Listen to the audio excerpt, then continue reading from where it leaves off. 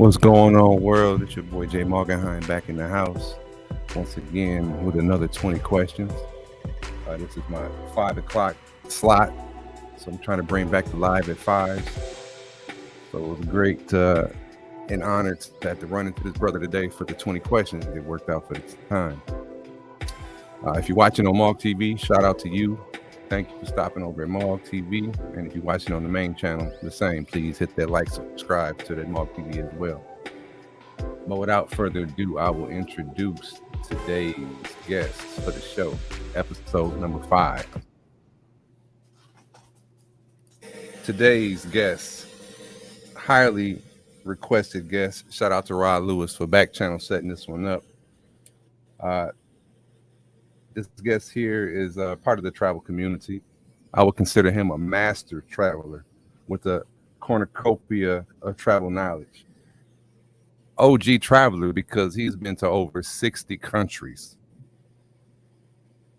He also has a YouTube channel with almost 5,000 subscribers. I like his work. I can notice he's an editor. He's one person who has explained that how many hours it actually takes to even edit a video, so I can respect that. He's also, I would consider, a YouTube expert because he knows the ins and outs of the algorithm. I've heard him drop plenty of gems on that. Without further ado, I introduce to you Quis the Traveler in the Streets with Quis. Yo, what's up? What's Welcome up? to the What's show, up? brother. Welcome to the show. Hey, Thank you, I sir. appreciate you for having me, bro. So yeah. So how's your what's today? Wednesday? How's your Wednesday treating you, brother? Hey, my Wednesday's going pretty good, man. I'm just chilling. Got my laptop here, editing this normal, Okay. and yeah, man. Just I'm happy to be on the show. I watched you for a while. You got immaculate drone footage. I wish you put a little bit more out there. Okay. You know what I mean? Appreciate You know it. what I mean? So you moving around, driving around. So I can appreciate your work. So I definitely support. So just keep it going. And likewise, I've heard you make comments about how much time it goes into editing, and people don't understand that 1 minute of edited video can take an hour to edit. So when I saw that, I said, yeah, I can definitely relate with this brother. And like I said, you got all the 60 countries, man. That was amazing. What started you to traveling? So basically, one of my friends had propositioned us to go to Thailand as our first trip. Right before that, my stepdad had passed away, and he had never traveled at all, never been on a plane. And I was convinced at that point, like, I can't die like that. You know what I mean? So after that, my boy came up with the idea to go to Thailand. And so I was down with it. And that was our first trip. January 2018. That was our first trip. Okay. That's cool. I also started traveling in 2018. My mom's had passed, and it was just you go through a transition when you have somebody like that in your life. It's just one of them life transitions, and I always had wanted to travel, and that's when I got my passport and said I'm gonna start doing some of these experiences while I'm still here. So you did 60 countries since 2018. Yep, since 2018. Wow. Yeah. Wow. Yep. Yeah. I mean, it's been a ride. It's been cool. It took a lot of moving around, moving parts to get that done. Going different places with my friends, calling them up, and just making some kind of sacrifices to do that. You know what I mean? Saving money, making some concessions, like, not being able to stay quite as long because we're moving so fast. Sometimes we can go for 3 days. Sometimes we can only go for a day and a half or 8 hours. I've been to countries for 8 hours and had to leave. So, okay. Yeah. All right. So how many you done filled up a passport book, I would assume by now, right? Yeah. The cool thing is that some countries don't necessarily have to stamp it. Now you want it because that's the thing, but some stamps are small. Some countries, like I've crossed the border to into Tijuana a bunch of times and they don't even stamp it. So okay. It kind of helps with a little bit of space when it comes to that. Okay. Damn. All right. I mean, I was digging to some of them questions there. The format of the show, I just got 20, kind of random questions here that kind of spark conversation. I'm ready. All right. So we get into it, get my pen down so I can keep track. Then we'll go into question number 1. What is your earliest memory? I think my earliest memory is running around like a pool. Um, like with my grandfather, I had to be like 5 years old maybe, and just messing around with a water hose. That's probably like my earliest memory for some reason. But that's kind of what I come back to and think about. Is that running around with my grandfather and him being around the pool. How old were you? Like I said, I think I was about five You years said old. I don't 5. really Okay. remember, yeah, I don't really remember a lot before then, probably at all. Yeah. I think mine was about 3 years old. I can remember that. Where you from? All right, so I was born in DC, and I moved around a lot in between Maryland, back and forth PG County. Right now, I reside in PG County. I'm about 8 miles, about 0.8 miles away from DC, Southside DC. So I've been in this Okay. area my whole life. I never really lived anywhere else. Okay. Okay. If at any point in time, because my signal it look like it's unstable. It says it's unstable. If you see that, just give me like a sign or something. You know what I'm saying? And let me know. I shouldn't break out, but I've had that before. I meant to tell you that backstage just in case I lose the Okay. signal because I'm up the stairs. All right. So the earliest member at the pool with grandpops. That's dope. All right. That was question number 1.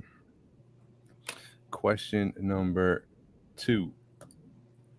If you could be an animal for a week, what would you be? Shoot. Animal. I guess probably like a bird that could go across seas. I guess traveling is my favorite activity. So it would be some type of bird. I don't know what bird that would be. And if that couldn't be my first choice, it was more like a land animal. It would have to be a tiger. Sometimes I'm kind of like a loner, but I like Okay. kind of like to do my thing. I think tigers are cool, and when you see them in person, like a larger size, you're kind of like impressed with a tiger or a bird. Yeah, tigers is majestic.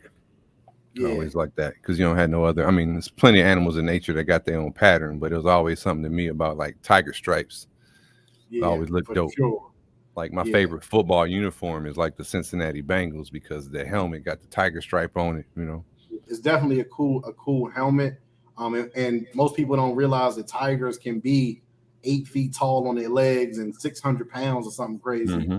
When you Mm-hmm. see it in person, you're like, man, that's an animal for sure. Yeah, bird, a tiger. A lot of people say the bird, a bird of prey. I Yeah. think Rod Lewis said he was wanting to be a orca, killer Okay. whale. You know, Okay. That's wild. That's my homie, but that's wild.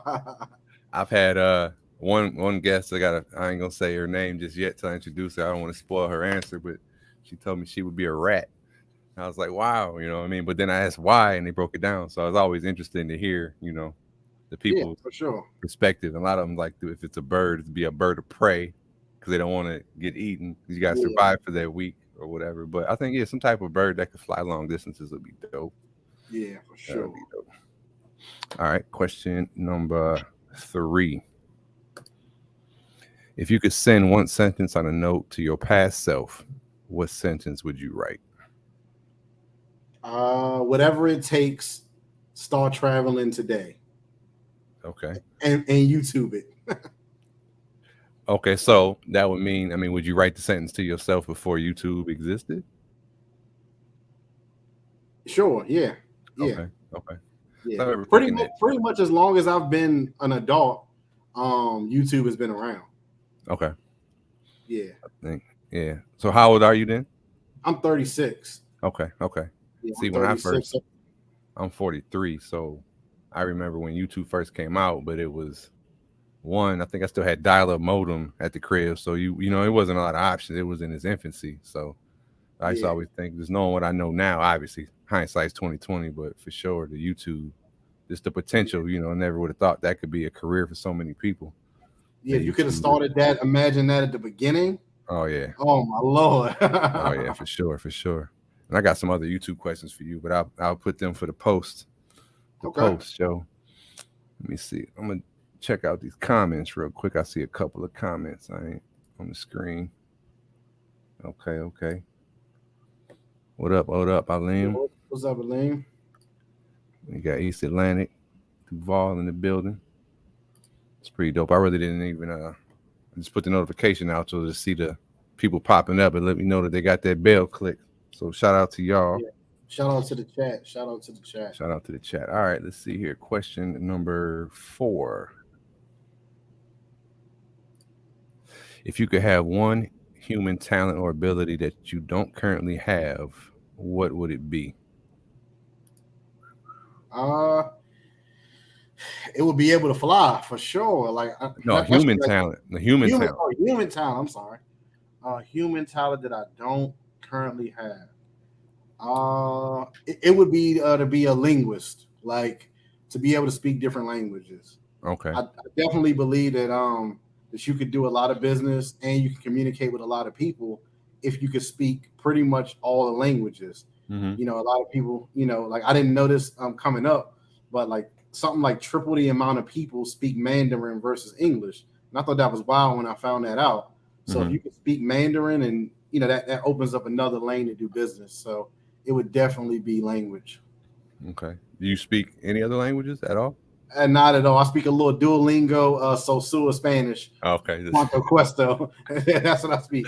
Cuanto cuesta? Yeah, yeah. Yeah. I speak a little bit of that. That's about it. Mami chula. Yeah, Que linda. yeah. Playa Chiquita. Yeah, that's all. Playa chiquita. Donde estás? Yeah. Yeah, that's Word. about it. Word. Yeah, gotta get on that Spanish, man. For This is sure. one YouTube before I started traveling. Just like when I was preparing to travel, I just started looking up all the places that I wanted to go, even before I chose Dominican Republic. But you know how that the algorithm will just start feeding you all types of travel stuff. But I was watching this guy. He's a black dude. He speak like I don't know how many. I think he speak like 13 languages, something crazy. But his channel, damn, I wish I knew what it was off the top of my head. It's something like a bunch of numbers at the end. Something weird, yeah. But he'll go places and he'll just walk up.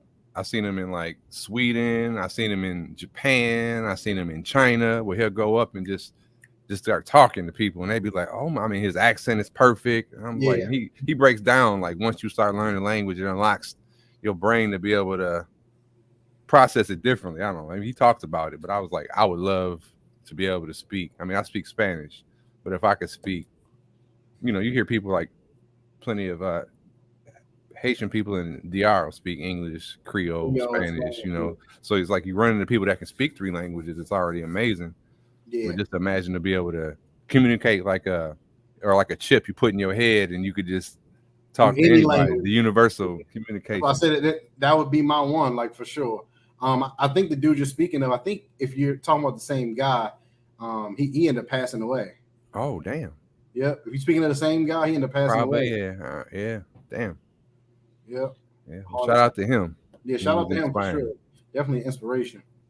All right, so that was number 4. Hold on. 1, 2, 3, 4. Okay, here we go. Question number 5. Would you increase your life satisfaction if it meant that it was going to be shorter? Absolutely. Yeah. Oh. You can have a better quality of life, even if it was for a shorter time. I guess the question would be how much shorter. How much shorter? Yeah, maybe that's more technical, but I'm like, if you took 3 years off, but I could have a better next 30 years, then yeah, I would do that. Okay. All right. So yeah, I guess that was my next follow-up to that then. What would you give up for how much time? If you said, well, if you could tell me what my lifespan was, period, because I think that would matter, right? If you're gonna tell me I only got, let's say natural, so it'd be like, we couldn't tell if some accident was gonna happen, but if right, you right. the national average, if you could base it on just a national average, let's say on the national, oh, definitely, yeah, you could take off 5 years of the national average of like 76 or something like that is for black men. Okay. All right. I would definitely take off 5 years of that for, right. For what though? What for what to weigh it up? Yes. It would have to have probably more money, because I think money brings access. Man, if you told me, hey, we taking 5 years off at the end, I don't plan on I'm gonna travel all I can right now and invest all my money and take care of my family now. So okay. Yeah. Okay, let me see here. That made me think of another question. I gotta look up. It's in a different in a different folder because you just made me think of one I was gonna go off. Let me see here. I gotta find it. Okay. Hey, take your time, bro. Let me find it. Let me find it.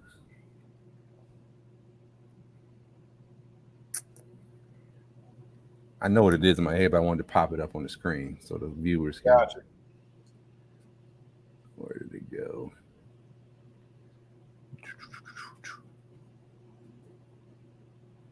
And right now, are you in stateside or you abroad right now? Yeah, I'm in Maryland right now. Okay,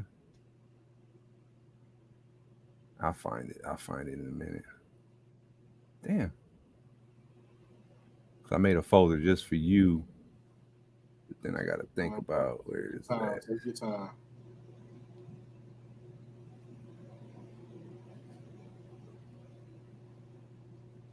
While I'm looking for that, I think this one will work too. Which superpowers did you wish you had when you were a kid? I definitely would go with the fly thing. The flying. I got figured. Yeah. That's what I thought the first question would be, man. I always wanted to fly, even though I didn't want to travel at first as a kid. Being able to get place to place would would have been cool back then. I think everybody probably says fly or be invisible. Yeah, be invisible. Things, yeah, for sure. But I would definitely go with fly. I think going as a kid, flying around, that would be cool. I mean, as an adult too, so I would stick with that. Okay. Yeah. Let's see here. So that was 5. Okay, that was 6 or that was 5. Let's say that was 5.5. Gotcha. I ain't even keep Number 6. What would you do if you woke up as a member of the opposite sex for a day? Shoot. Opposite sex for the day. Shoot. It's not like, some people like, I freak out. No, it's coming. Nah. It's 24 hours, so it ain't going to be like, you ain't going to panic because it's going to happen. Shoot, man, that's a good question. What would I do? Man, probably try to find some fine women that like women, I guess. Oh, I guess some fine women that like women, like, yeah, I guess, yeah. You said find women that like women. You wouldn't try to find out no female secrets that you could only find out from other women, or you know what I'm saying? Some game or nothing like that. No, I mean, I feel like all that game they giving away to each other as fast as they can. They giving it away to us online. Yeah, like group, everybody got a podcast. Everybody got a little bit of something. They giving everything away. So I don't think I need to do that. I ain't gonna waste a good opportunity to, not mess with some women that's now accessible to me. Got you. All right. Question number 7. If you could travel to any year in a time machine, what year and why? Shoot. Do I have to know the specific year? I mean, you can have a range, I suppose. It ain't got to be a specific year, but somewhat within, maybe say within 5 years of. I know this is kind of probably a little bit too touchy, but I guess I would go back to somewhere in biblical time so that I could see what was going on. Because I think so much of my life has been based on faith that I want to make sure that what I'm believing in is real, and also want to make sure that I continue to live my life a different way if I could. Now, maybe a more maybe fun answer probably would be to the time of like the dinosaurs. Okay. To see like a T-Rex in full effect, a raptors, to see if Jurassic Park got it right. Yeah, for sure, because so many different things, they change it every time. They had feathers and they didn't have feathers, So I kind of want to see what they got. I think that would be dope. I also would like to go back and see the pyramids and see, Well, that's one. That would be one. Like if you gave me 3, that would be one. I actually got the pyramids and the whole Egypt sleeve. Okay. Because that was the experience when I actually went to Egypt and seeing the pyramids up close and seeing how each block was like bigger than a human. I definitely started believing that some type of supernatural power had built them, because they can't really figure it out. And when you see them, they're massive. So yeah, it's an My experience. cousin was talking about going to Egypt 2023. Okay. So Yeah. when did you go to Egypt and how long you stay there? I went to Egypt 2019 and we stayed probably like maybe like 12 hours, maybe. Oh, damn. Okay. Maybe Okay. like So 12 when hours. did you like go see the pyramids on the tour? You see them in the distance, like in passing, or like? Nah. I actually went to so we had flew to Thailand, we left Thailand, went to India, left India, went to Dubai, left Dubai and went to Egypt. And once we got to Egypt, we flew in. We went to our hotel, which our hotel was like right in front of the Sphinx. Like when we got to our hotel, we could look across and like not even like the distance really. You could see the face of the Sphinx like hovering over you. It's right next to a Pizza Hut, which is wild. But Oh, damn. Okay. yep. It was really, really cool. And then, the morning we got up, opened the gate, we went in there, looked at the pyramids, rode a camel, went to the Cairo Museum, saw the Nile River, and got on the plane and went back to Thailand.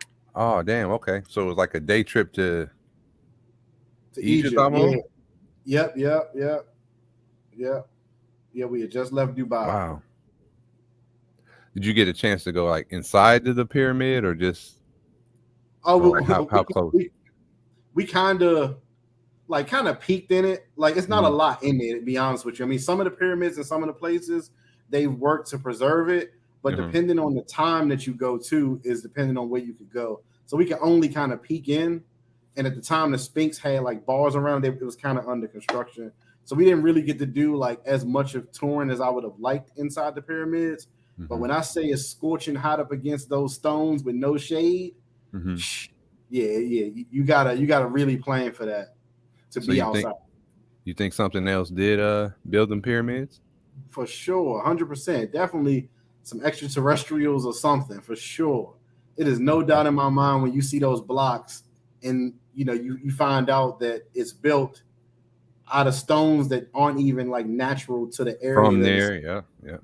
And it's they got to stack them with no equipment, no electricity, all that, or how they say how they all fit perfect. And then they also say over the time they had that the pyramids were smooth, like all the way to the top, and they're decayed since then. So and it was painted like a whole lot of had a gold cap possibly. I would like to go back and see that time, but that was definitely one of the experiences, and I would recommend if you get a chance to go out there or jump around country to country like that, you should do it because it only cost us like maybe $150 from Dubai. Okay, so you said but when you went from Egypt back to Thailand, how long was that flight, or did you have to go back in the same steps that you got? No. We like for the rest of the flight, for the beginning flights, we just took one ways, and then the last flight was basically the round trip or whatever. I mean, one way back to Thailand. Okay, it wasn't that long. I want to say, don't quote me on it because it's been a minute, but I want to say it had to be 7 hours or less. Probably it would have to be. Yeah, I don't remember sitting on a plane like that long. I would have to find out, but that was the time frame. That's dope. That made me think of this question here. So this will be question number 8. Okay. If you could travel the stars with aliens for the rest of your life, but never see your family or friends again, would you go? Absolutely not. Okay. No way. Like, nah. What if the aliens said you can still go back to Earth, but they won't see you or recognize you? You know what I mean? Because when you leave with us, like how like in the movie Contact or any of the movies, like when you leave Earth, traveling with them, you're moving so fast that you're gonna age different. So like you might be gone for like with us for like a month, but when you get back to Earth, it's gonna be like 30 years. So you ain't doing it.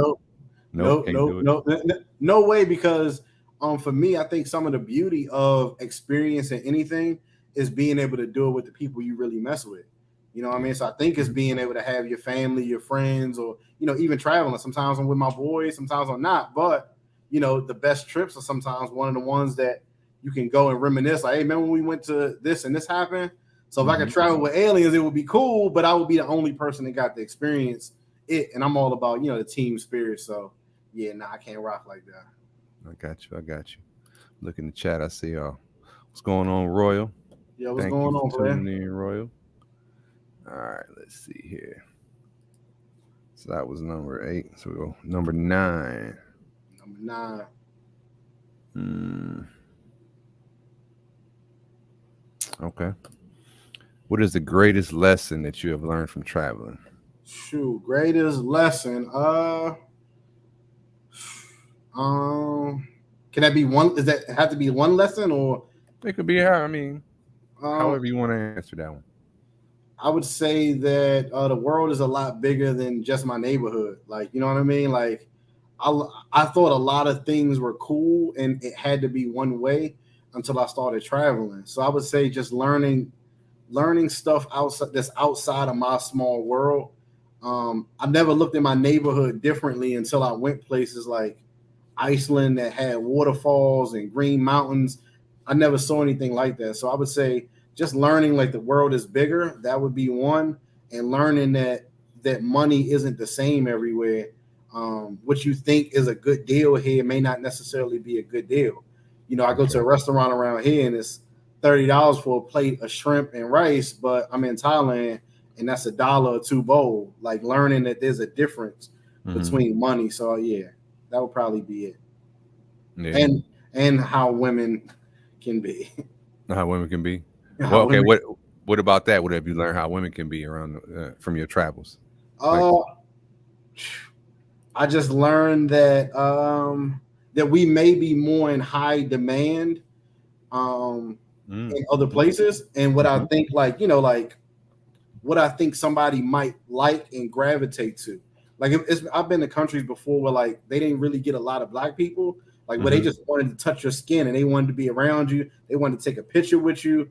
And like, kind of where I'm at, DC, Maryland, I go up to Baltimore, like we don't feel as valued as, we can be in some other places. And how different women will react to money in a different way or a different price, I guess.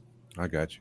What when you said like going to a country where they haven't really seen a black person in person, how did that make you feel when they just want to come and touch you? I mean, I've heard people that college experiences where you had people that never seen Afro hair, so they want to touch your hair, and they be like, I've had people that say that offended them. Well, I thought it would have been cool because they really genuinely just never seen you, so it's a new experience to them. So how'd you feel knowing that you was the first contact for them to see a black man? To me, it was just kind of shocking because I can't imagine, you know what I mean? I can't imagine, like, how have you never seen a black person in your entire life? You know what I mean? So I just thought it was kind of shocking, but I didn't mind it. It wasn't like offensive. The only thing I will say is that in a lot of countries, they don't really believe in like personal space. So they'll get right up on you. And I don't necessarily like people touching me, but it's pre-pandemic. So it wasn't as big of a deal. But yeah, I didn't mind it. It was just different. It was different. Hey, you're interested in me. I'm interested in you, especially if it's from the right type. You don't mind it. You don't mind it. Okay, I guess this is a follow-up to that. Similar. How has the exposure to many different cultures changed your perspective of your own U.S. culture? Okay, I would say traveling has kind of showed me that, like, I guess what we think about the U.S. is that, like, we're number one. Everybody wants to be here, but there's plenty of places that I've been that people were perfectly happy and content with not being here. And I think our nature of almost having like a history of violence isn't necessarily as prevalent in other places. So how we'll see like trash, like if you live in a big city, like there's a lot of trash everywhere. I've been to places like Singapore where chewing gum is illegal and it's not a speck of trash on the street, and they clean the street every day. It's the cleanest place. Huh? No, yeah, I don't want to cut you off. Chewing gum is illegal in Singapore? Yeah, chewing gum is illegal. Yep. So they don't sell gum then, obviously. Right? They don't sell gum. And like when you go into Singapore, on the back of the ticket it says the drug penalty is death. Like you get caught with some drugs, you done. Ain't no other discussion about it. I've seen the movies where I'm trying to think. It was a movie where the white girl was in Singapore. She got caught with drugs or something, and just, they was gonna kill her or something Gotcha. about I never that. saw that Wow, before. that's But yeah. crazy. So, how'd you find that out about the gum? That's blowing my mind right now.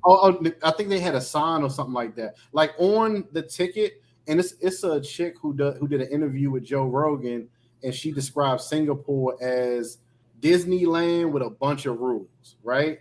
So Mm-hmm. on the ticket, it has a bunch of rules on it. Hey, this is what you don't do. And I want to say it was either on the ticket or the sign, but I got to look back at a bunch of my pictures because I took a bunch of stuff when I went there. Like, so let's say like in Singapore, if you were driving and you were speeding, they don't have speeders because everywhere has cameras everywhere. Mm-hmm. And if you throw trash on the ground, they'll facial Gotcha. recognition you and send you a ticket forward to your house. Like Wow. everything is camera controlled and almost automated. So, I think it's a good indication to where, the United States is going. So, damn, that's crazy. So, how long were you in Singapore? I was in Singapore that was probably like 10 hours too. Okay. Okay. Probably like 10 hours too. Yeah, we were coming. Like a lot of these trips start with Thailand because Thailand is the most traveled place in the world. So it's Oh, so okay. cheap to get any other place.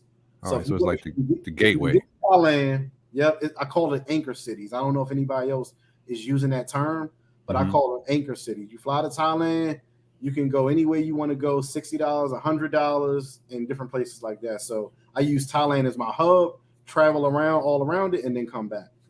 So, how many times you been to Thailand then?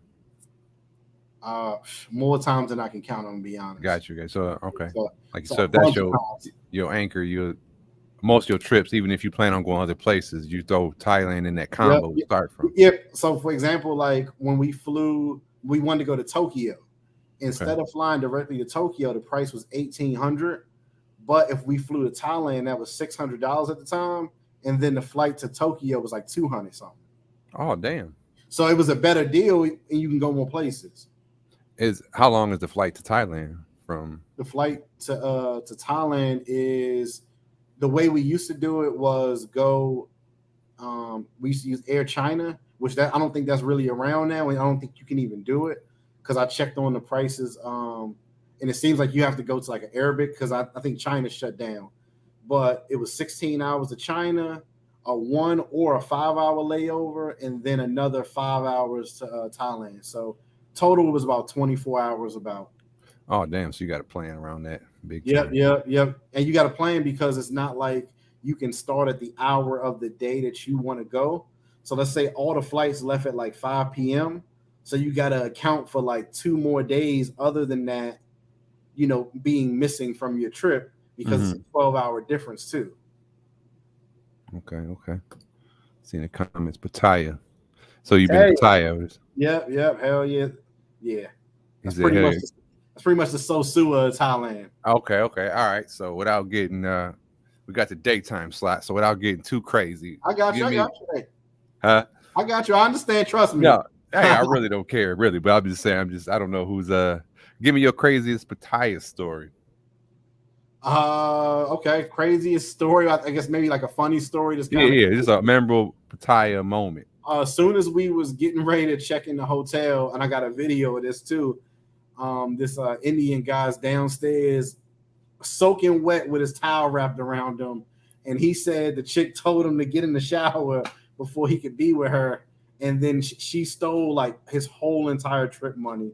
I want to say it was like maybe like 1,500 or something like that. So he had ran downstairs to run after her, and she had tucked it away, gave it to somebody else, and he's down there arguing and upset. And I'm like, yo, how did you get finesse like that? Oh man. So Yeah. if it's so many, if that's like the most traveled spot, you see a big community of international travelers there, right? Yeah, for sure. They say it's like something like at the time was 25 million people a year, and that's what a lot of people don't really know. I think Roller said I met the thickest Asian out there. A lot of people don't know how many different people are out there. Like it's people from everywhere, Russians, Africans, Americans. Like people come from all over the world to go to Thailand. It's like one big mixing pot. Okay. They speak English for sure everywhere in Thailand. Pretty good. Pretty good. Which is funny because me and my boy was practicing how to speak Thai the whole time. Sawadi Krat, Tao Lei, like how to say different phrases, and then and when we got there, we didn't even need it. And since that was my first trip, it kind of set me up for failure with my oncoming trips because I'm like, hey, if they speak English 25 hours away, excuse me, how come they can't speak it that great, 4 hours away, 5 hours away? So I kind of got a big surprise like when I went to places like Cuba. Yeah, but you got to think too, like what moves their economy so much, American business and American dollars that flow through there, or just in the English language, because I'm sure at some point in time, wasn't Britain over there and Asia and stuff like that? Probably. Let's see, Royal says, did you go to Club Flex in Pattaya? I don't think so. Maybe, right? So like the thing about I was having this conversation with somebody I think 2 days ago. And the thing about Thailand is that I can't remember what the clubs were called or the bar was called because there was so many of them. Like, you know how when you go to, let's say you go to Sosua, like, like everybody knows Roomba. Well, in Thailand, in Pattaya, they got 100, Roombas. You know what I mean? Gotcha. Yeah. Or like some of the names, like you would have to be like, oh, that's the Russian spot, or that's the hip hop spot, or that's the joint with the red stairs. Like I just don't remember. Yeah, landmark remembering it. Yeah, because there's so many different streets, and they have, for every one Pedro, they got 20 Pedros. You know what I mean? Like, okay. Yeah. Well, with that, okay, you just said the question, the story about the dude that was in the towel on we'll call it his crazy date. Right. What's the worst date you've ever been on? It could be here or abroad, but. Gotcha. In the travel sense, what's the worst date you've ever been on in your travels? Shoot. Worst date you can hit pass on anything too. Gotcha. Yeah, I don't really have a worst date. Especially, I mean, I definitely got a worst date at home for sure. Okay, go there. Worst date at home. I was messing with this chick, and we were sitting down at the restaurant. And her man showed up at the restaurant, and I thought he worked it. He was just standing. I thought he worked it. He's like, "Let me speak to you real quick." I'm like, "Oh shoot!" Like, yes, that's one of the worst dates I probably had, where something happened, and I've had something like that happen to me more than once. I was actually laying in bed one time, and a dude, banged on a terrace window, man. And I was beneath it, and he was trying to get his girl, and yeah. Oh man, I think when I was on with my boy Aleem on here, he asked a question. I told a story about when I had to, I got angle swapped. You know what I'm saying? Like I got semi catfish, and it was her, but it wasn't her. You know what I mean? Yeah. It was, but it was the angle, and I was like, and I learned. You know what I mean? You got to catch the angle. Just because you got from like the chest up in the angle, that ain't always the same person. That actually happened to my boy not long ago, which I always say, like. If she got 25 pictures all from the same angle, it's no way it didn't slip, a different angle. But my boy got hit with that, and the chick not too long ago. The chick was so big she covered the entire Ring camera when she walked up to the door. Oh, man. she was so big that when he tried to shut the door in his car, the door didn't even shut. Oh man. He thought he was getting Janet Jackson, and he got Freddie Jackson. Yeah. She had sent like some real old pictures that were the full body, but the face pictures were current. When I was thinking about that one, I had another one. I told my one boy reminded me of, and I was like, oh, I forgot. It was so bad. I had made it a repressed memory, and it was Hope she ain't watching. She probably don't subscribe to my channel, but she somebody from high school. That we met in high school or whatever, and then like time went on, but then you Facebook and you end up in your DMs or whatever years later and shit. So I was like, okay, I know we done all aged a little bit changed, but when I was in high school, it was pretty tight. We never really did nothing, but I would get to second base, but that was back in high school days. So I'm like, we grown now, and she talking good. and I'll spare some details. But when we went to the restaurant, bro, like when I picked her up, first of all, I'm like, okay, I got angle swapped again, you know what I'm saying? But I knew who she was and stuff like that. So it wasn't too much of a surprise, you know what I mean? But when I saw it, I was like, I ain't gonna be able to do this. So I'd already shifted gears in my mind to friend zone, you know what I mean? So I'm like, I'm just gonna even like the date I had, the other bad one I switched it to friend zone. I was a gentleman. We went out to eat.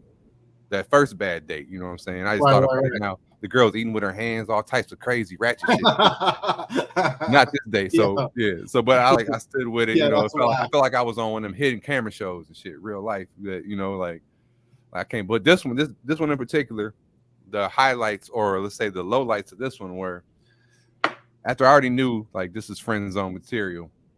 When we left the restaurant, we got up, you know, to walk out, and she immediately like grabbed my hand. You know what I'm saying? Like we had been together for years and was like holding me tight and all that shit. And I was like, oh my God, I look around the restaurant. Like, I hope I don't see nobody I know.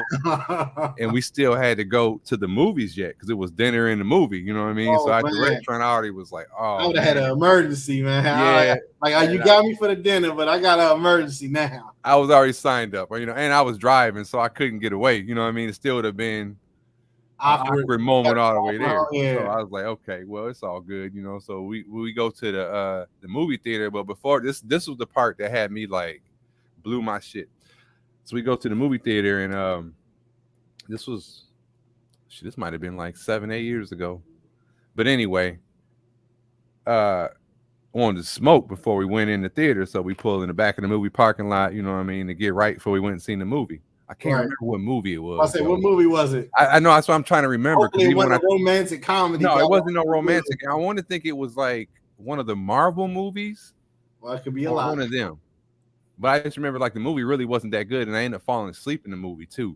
But when I fell asleep, yeah, she was like putting her hand on my thigh. You know what I mean? It was like extra, like almost role reversal how a dude would be all aggressive on a girl. You know what I mean? Trying to get something. Right here. That's how she was on me. You know what I mean? So I already felt like a piece of meat anyway. But before we went to the movie, we pull in the back of the parking lot. You know, we smoking, listen to some music and shit, timing it out. You know what I mean? And making sure ain't no Jakes or nothing in the parking lot or whatever. And cool conversation. And she kept throwing like little bake bombs. You know what I mean? Of like this little, you know, little hint here, and I would like just dodge the next hint. You know what I'm saying? And then right. But before we get in, I'm like, okay, I pull up closer so we don't got to walk all the way across the parking lot. And before we get in, she's like, hold on, let me put this away. And she pulls out a gun, like a pistol, and puts the shit in my glove box. Like, so the whole time she was strapped. I'm like, this shit is, you know what I'm saying? And she already was kind of like a little tough, like hood. I'm like, what in the fuck? That's crazy. I'm like, man, like at this point, I'm like, this is the type of motherfucker that just, you gonna give me some, you know what I'm saying, or whatever. I was already like all the ringers. And then same thing, we went into the movie theater. She came with the holding my hand shit again, you know what I'm saying? But at this point, I'm like, I'm already hip to it. So I checked my phone and put my phone on silence. And then I was like talking with my hands. I was doing everything I could do not to hold her hand, you know what I'm saying? Because she was like literally, if it got like a second, she would just grab my hand. And so I opened the door for her. Then we had to go in the line, but I seen they had the kiosk joint, you know what I mean? So you could buy the tickets without standing in line. Because I'm like, right, trying to get I'm trying to minimize the contact all the way there. So I just remember like talking with my hands the whole time, telling jokes, you know, finding a reason just to like, you know, I dropped my keys one time on purpose, so I had to pick them up. You know what I'm saying? I was just like crazy. But enough about that. We're going to the next question. I see some comments popping up. Let me figure this here. Royal said we went to go see Titanic. No, Roy. Love story. Alim, okay, I think he's saying we talked too much. No, we didn't finish the 20 questions. We are on question number 12, Alim. So we're moving along. Let me see here. I asked you that one. Okay, here's one. Question number 12. If a crystal ball could tell you the truth about yourself, your life, your future, or anything else, what would you want to know?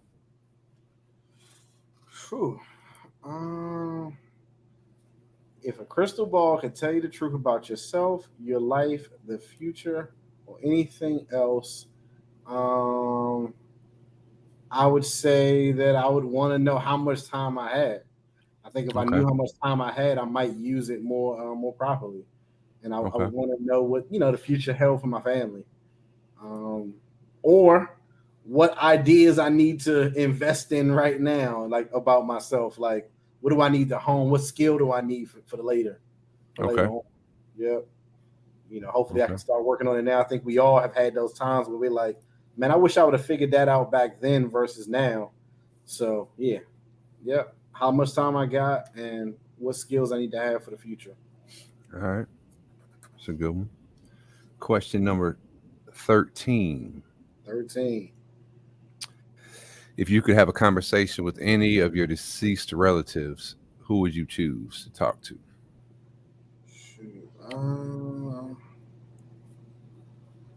Shoot. Deceased relatives. I would say probably my stepdad. You know what I mean? Just being able to see like, hey, yo, I really did this. This is why you should travel. This is why you should do different things. He was a Lakers fan, so he would have been like ecstatic in 2020 when they won. So I think that's probably who I would have picked. Everybody else, like it would be a fact finding mission, and I would, I don't necessarily know if I really care as much about, that kind of stuff. You don't want to talk to great grandmama, let her know Nah, how it was, or yeah, and I mean, nah, not really, because it's like, all right, what would that do for me emotionally talking to somebody that I don't know versus somebody like, man, I think about recent, like like all the time, like, hey, what you think about Kyrie coming to the Lakers? You know what I mean? Like, I wish I could have those conversations. I think you're getting frozen, Jay.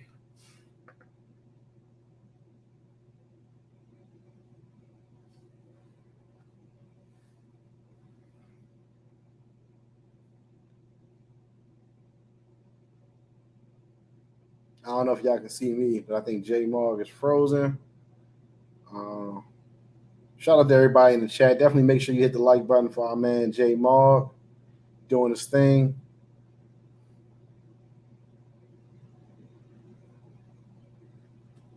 Let's see.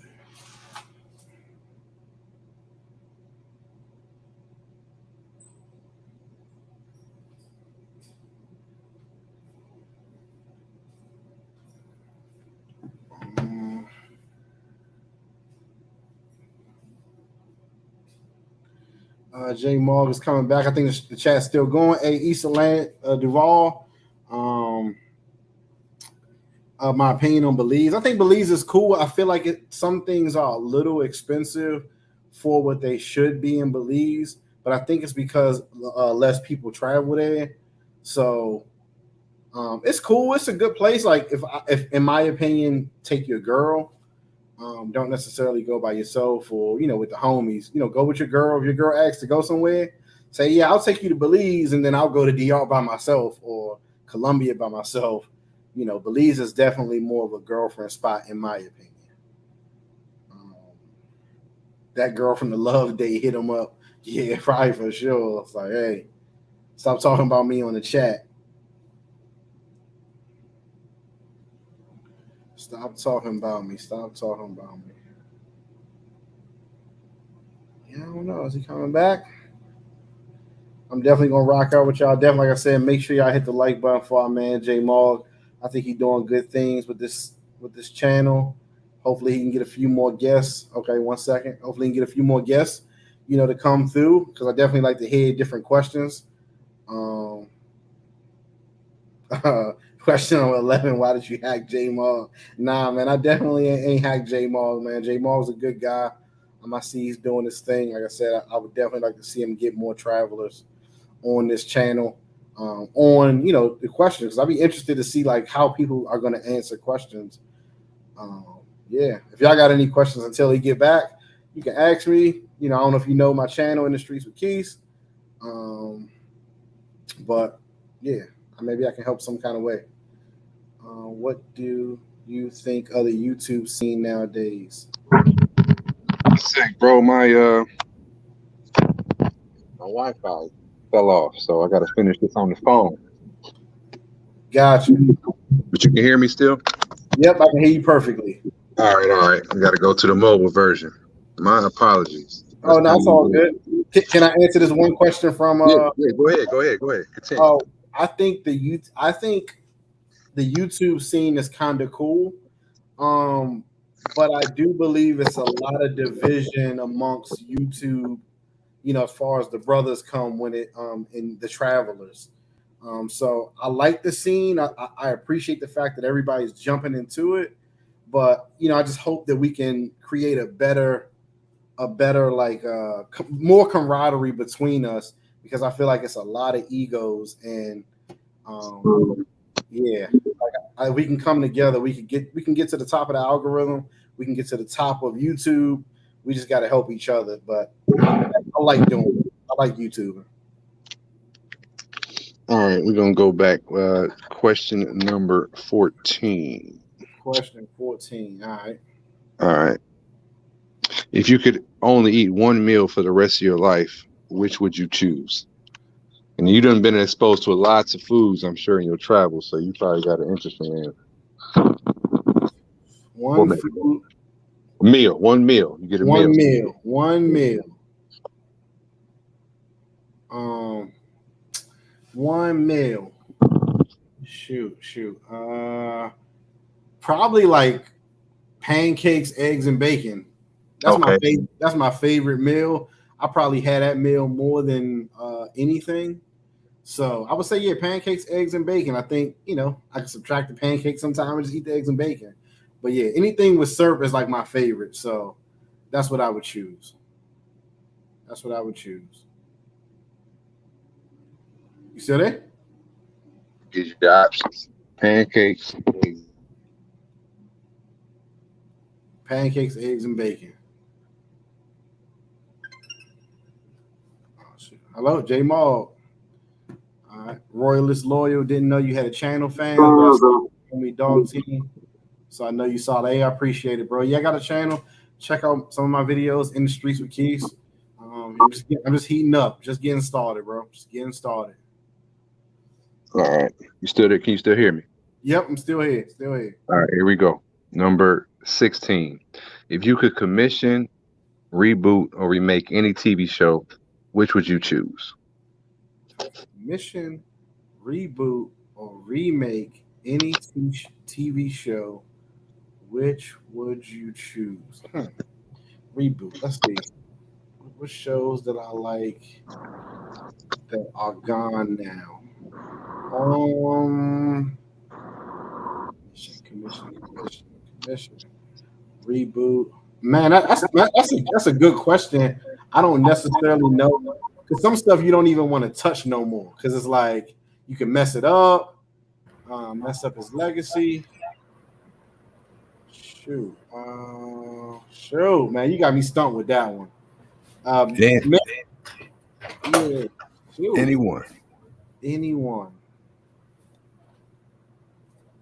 Got my. Oh, let me see here. Shit. Royal says it's Martin for him. Yeah, they getting ready to kind of do a reunion thing, and I'm like, man, leave it alone. That's the bad thing. Like, a lot of the shows I like, they already have done. Like Fresh Prince was like my favorite show when I was young, and they've kind of already rebooted that. So, I probably would pick them to start over with Walking Dead in a different way.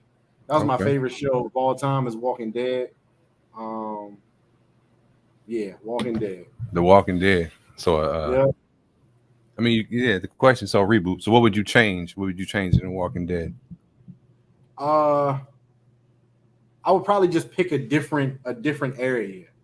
Okay. Like a different area. And matter of fact, what they're getting ready to do, I had thought of a couple years ago, was kind of make it like each episode was its own thing. And that's what they're doing coming in August. So that's the way I would have done it. Like, just every single episode is about a different person in a different place, just trying to get through the, the apocalypse and seeing what they did. Because, you always have your idea of what you would do. I just wonder, is it practical once you see it? You know what I mean? Yeah. A friend of mine, I watched one of the spinoffs. What was the spinoff they had when they was on the boat? Oh, Fear the Walking Dead. Fear the Walking Dead. But a friend of mine, we was talking about it. He was like, like The Walking Dead really couldn't happen anywhere where it was cold. And I'm like, I start thinking, I'm like, I don't think it has to, he's like, most zombie movies is it because the zombies would freeze, if they was in the north and they wouldn't be able to get through the snow and shit. And I was like, that would be an interesting perspective to see, or how would you choose to get away? Like, what's your defense mechanism against the zombies if you could set up your shit? If I could set up my how they ran into the people with the camps or whatever, or however they had to lock it down. So how would you lock it down? At least two ways, I guess, two things. One, against the zombies, because I've always thought the biggest people, the fear in The Walking Dead was the people. They caused more issues than the zombies, you know what I mean? If you had like the mayor or what's his name, the governor, wasn't it? The governor, governor or whatever. But you walk across, or they come across some of these characters that had like a elaborate setup where they was holding it down for a while. Me, I would try to be on some houseboat or something in some water because the zombies can't swim. What would you try to set up to make your camp, or would you be the Roman dude? I probably would pick somewhere close to a coast because it ain't no ships coming in. I would pick somewhere close to a coast that was a small town, but not necessarily a crossway where you would be traveling through. Because I feel like a lot of people would try to get into, majority of the cities. So I probably would try to get to some country town close to the coast where I had a bunch of fresh water and I was close to a major city, but not close enough where people should come find me. Like, certain places like in the country, nobody should be, trying to come to. So that's what I probably would pick. All right. Hold on. Having my problems again. I'm just going to finish this one off on the phone. Gotcha. No problem. So do it like this. Do it like this.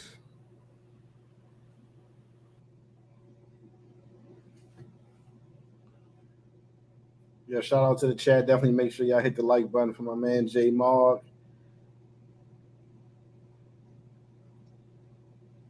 What's going on? All right, can you hear me again?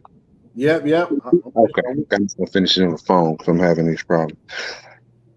I'm looking through some of the comments. All right, so question number 17.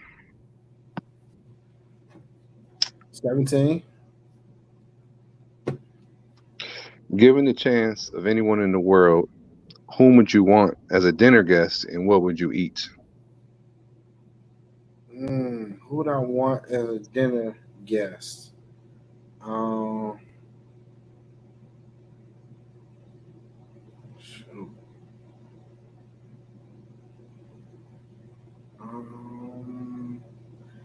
Probably given any choice of anyone in the world whom you want to have as a dinner guest, what would you eat? I would say I probably want Mark Zuckerberg is probably the first person I would call to have dinner with. Mark Zuckerberg, and probably eat something light so I could be on my feet and I wouldn't I wouldn't be all groggy. I want to have full energy to be able to, ask all the questions that I need to know right now. Okay. So what kind of questions you going to ask him? What you need to know from Mark Zuckerberg right now? So Mark Zuckerberg, he's the head of Facebook and Instagram, and I feel like social media, WhatsApp as well. I feel like social media is the future, and it's the present and the future. So I would ask him all the different questions about where they were heading if he was honest, and I would ask him, how I can do things better as a creator to kind of win over. What did he think was the next foray in the world?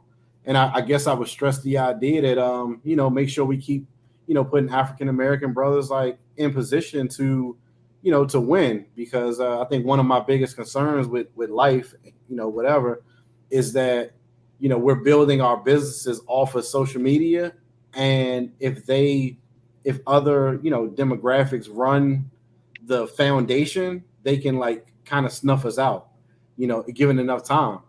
They say as people get older, they get more conservative. So I don't want that to be the thing. Like, what if they came out today and said, hey, no rap music on Instagram? How many careers would that cancel? You know what I mean? So that's one of my concerns. So Feel you. Okay. You said something light. What specifically? Y'all having a burger? Yeah, probably something casual like a burger, fries. Yeah, something like that. Some wings, maybe some boneless wings. Yeah, I Some wouldn't mind bonus. some All right. boneless wings. You know what I mean? All right. Some way he's not too distracted to be Got able to answer all the questions that I would have. some finger food or something that you can keep it moving. Yeah, keep it moving. Hey, yeah, let's get to this. Hey, make sure our representation on social media is the right way. Yeah, for sure. Gotcha. I'd be All right. grilling him like Benny Hanna. Word, no doubt. All right, question number 18.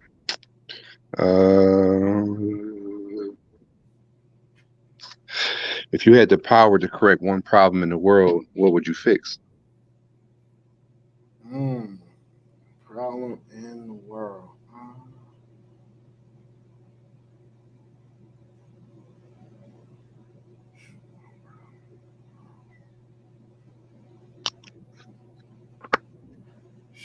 Shoot, man, you got some good questions. You got one problem in the world to fix. Shoot. I mean, if you could say capitalism, maybe that because I feel like a lot of things are messed up because of capitalism. The housing market, gas prices, job opportunities, everything kind of comes via way of capitalism. Now, how you fix that, I'm not necessarily sure, but I do believe capitalism and hoarding is a part of the problem.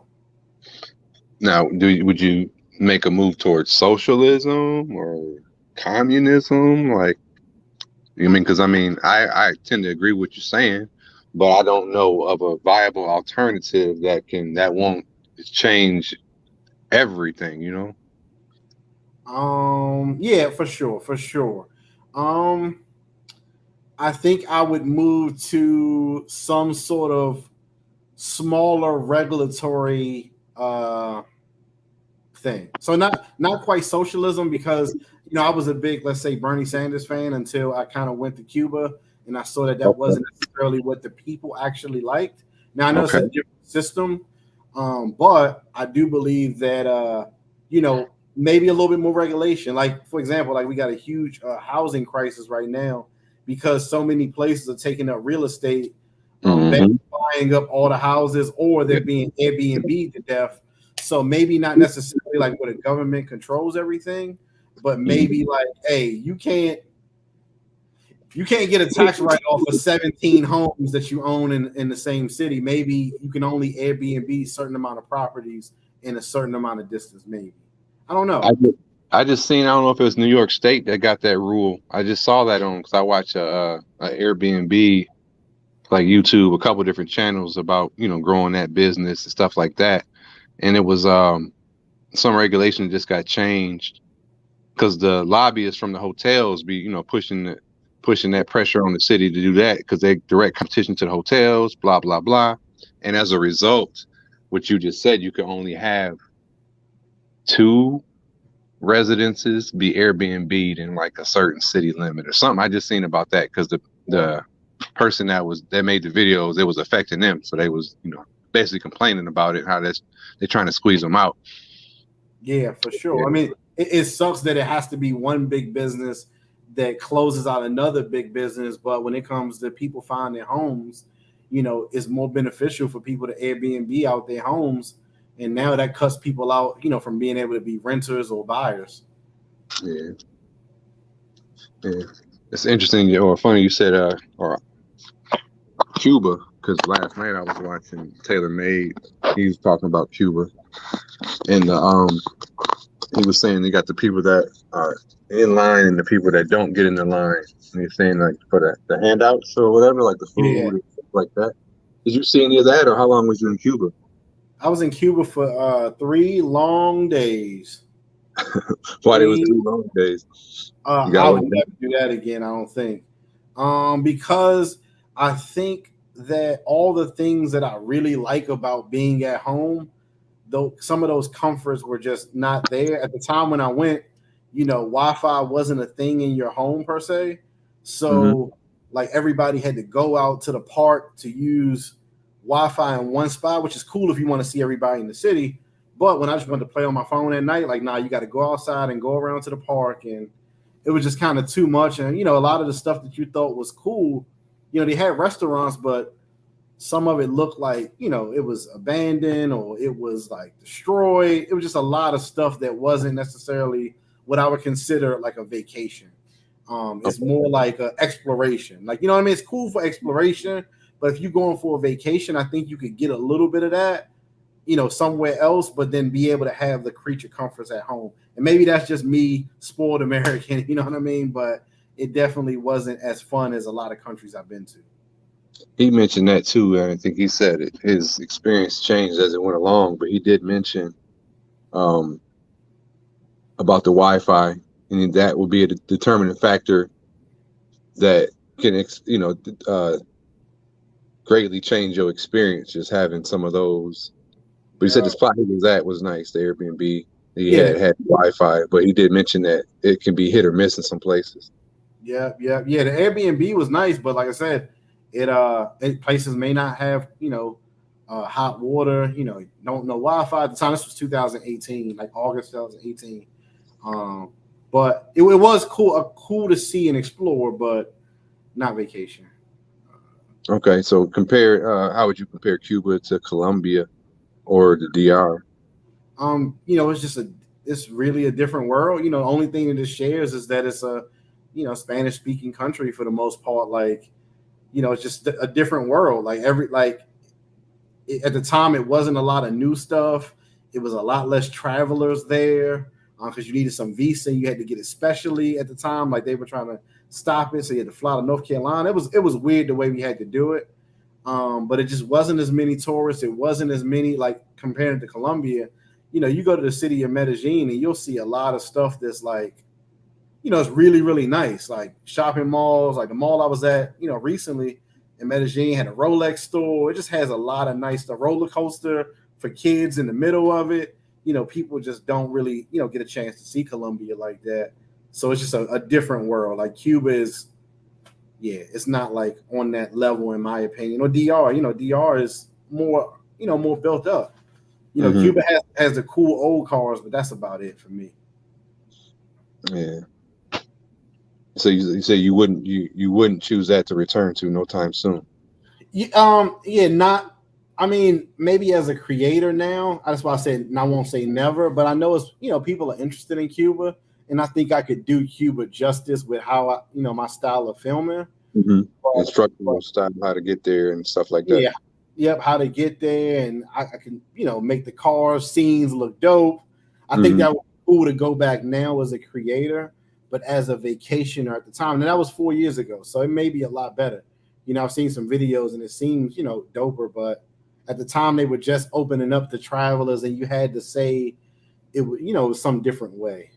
That you're going for. I can't remember now. Okay. Question number 19. Let me see. All right, question number 19. I got what is your biggest fear? Shoot. I guess my biggest fear is never achieving success that I'm looking for. I guess that's one of my biggest fears. I have a few. So let's say if I had three, not being able to get to where I'm trying to get. 2 is being homeless and without options. Because I feel like once you get to that point, it's hard to like come from the bottom, like homeless on the streets type, all the way to the top. So that's been one of my fears, and just not, my son not having anybody to help him along through life. So I feel like that's really important for Black men. Mm-hmm. Yeah. All right. Well, let me roll this one in. I mean, this will be another one, but let's call this 19.5 because you kind of touched on it. What would you be sad to not have accomplished when you die? Which kind of ties into your fear of not being able to do something. What would it be that you didn't want to accomplish, or the you were talking about getting to, or? I guess not being able to have built the generational wealth that I'm looking to build, for a long, not just one generation, but for multiple generations, is like my ultimate goal is to be able to do things that not just like, oh, my son can eat off of, but like my sons. Like I want to be able to build something like that. And I think, I'm headed in that direction. Mm-hmm. But it's gonna take a long time, but I'm closer to my goals than I am to where I started. So For sure. Now, would you say that from a perspective of you want to make something that, I mean, we're talking legacy here, but would you rather make so much money and right now in your current stage where nobody else got to work, or build something that may take effort, but they got to work at it, but it's there? You know what I'm saying? So like being, um that's a good question. So for me, like I'm not one of those people that believe that, like your lineage has to go through the same struggles as you to okay. have good values. So even if that was generational wealth that could be left to them, that they didn't necessarily have to continue to work. Like, Mm-hmm. my idea for like, children is that, you know, with money becomes access and freedom. I don't want to, let's say if I bought a car wash and the car wash was always there, but now my son is now trapped at that car wash washing cars and he can't have the freedom. Yeah, I don't Okay. necessarily want that life either. I want to build something that either can almost run itself and they can choose to be a part of that, or I want to build something that, is just, gets a big amount of wealth to where now you can choose what you want to do. Okay. Do you think when, like, I know you say that you don't think that everybody has to go through your kids don't have to go through your struggle the same as you did. Do you think that eventually if you was to get super wealthy that it would weaken them because they would not have to maintain the strength of the struggle? You feel me? Huh. Because you strong because you done been through stuff and you have fears of, like you said, I fear being homeless, I fear not having options, I fear this, and that drives you and keeps you going. But if you are, let's say you a billionaire or a multi-millionaire and your kid never has to work, he won't have that drive if he was just handed to him. You know what I'm saying? That's why I kind of framed it far as like, would you rather make a ton of money, they ain't got to do shit, or enough money where they can live nice, but if they want to take it to the next level, they want to put some work into it, I guess. Like, so. Yeah. That's a good question. What I believe as a parent right now is that no matter what the circumstances are, you have to build in challenges for your children so that like the world, like I think a lot of people that say that or who have that philosophy is because they want the world to raise their kid versus building those character things around them to challenge them. Like, the other day, like me and my son went in my mom's backyard chopping down trees. Now he's a private school kid. He's been in private school his whole life. I pay a lot of money for that. So he doesn't necessarily get, what he would get out of a public school. But hey man, we going out here, we going to chop down trees, we going to a homeless shelter, we're going to donate this, I need you to think and be on your feet. I'm gonna make things hard for you in different ways to challenge your mind. I think if you're willing to do that, even if you're rich, your kids will have good values. Yeah, I agree. I agree. Because I've seen like quotes from Warren Buffett. He was saying like when he dies, he ain't giving none of his money to none of his kids because he thinks that just having that name and what coming up under the privilege of being in his house, you should be able to land on your feet any damn way. And his kids are, for what I look, they are wealthy and stuff. But it's like, I'm not gonna leave this to you because I want you to be able to get it. Like not necessarily like I did, but you know what I mean? Like I set y'all up good enough for y'all can survive without having to rely on mine. So he's gonna give his to charity or something. So. Yeah, I mean, hey, and everybody has their choice, and obviously he got a lot more money than me. Yeah. I think it's foolish in my mind because we're living kind of in a very new world. Our country is only 1776, right? Mm-hmm. So like when you look at dynasties, there were dynasties and family dynasties for 2,000 years. Yeah, so it's like, why would you destroy the dynasty just in the name of ego that you want them to struggle and have to come up like you came up? That doesn't make sense. I would rather look at those dynasties, Mansa Musa and people like that, they're African descent, of let's keep this as long as we can keep it going. And, I'm going to give my kids the advantages of doing that. Mm-hmm. No, I'm with you. I remember toying with that in my head when I read that quote, like when I was in college. And then I, found out, I mean, his kids are rich, not as much as he is, but, they're wealthy as well. But I'm like, would he still have had that perspective if they weren't rich? You know what I mean? Like they was out here struggling. Would you let them struggle knowing that you got, $100 million? So Yeah, I mean, it would be up to him to raise his children right so that they can take what they have been giving and make it even bigger. And that's what I would do. I'm with you.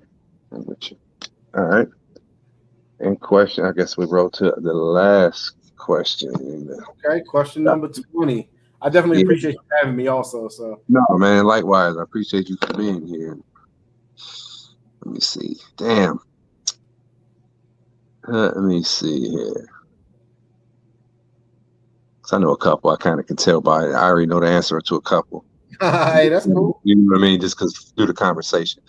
So let me see. But I want to have a good one going out with a bang.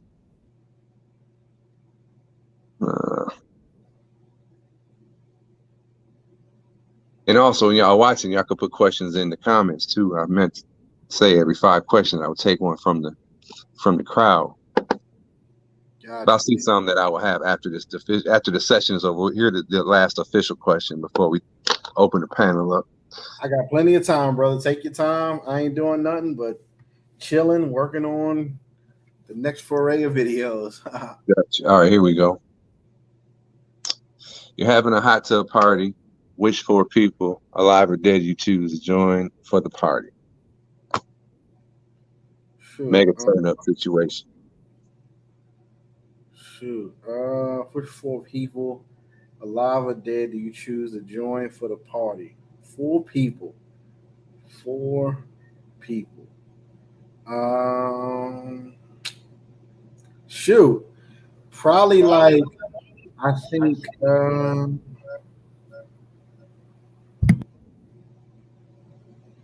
dang, man, you got some good questions, bro. Because I would have to think, if I was in that situation, who would I want to look over and see 3 other people? I would like to say it would be 3 beautiful women.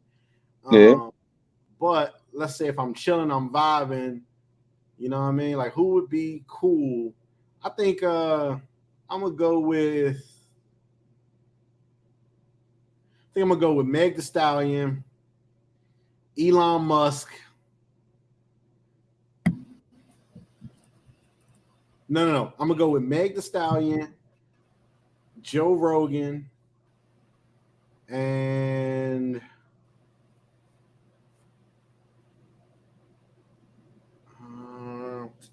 somebody dope, man. I need somebody who's gonna bring some energy. Meg Thee Stallion definitely gonna bring it, but I need some business sense with a little bit of fun.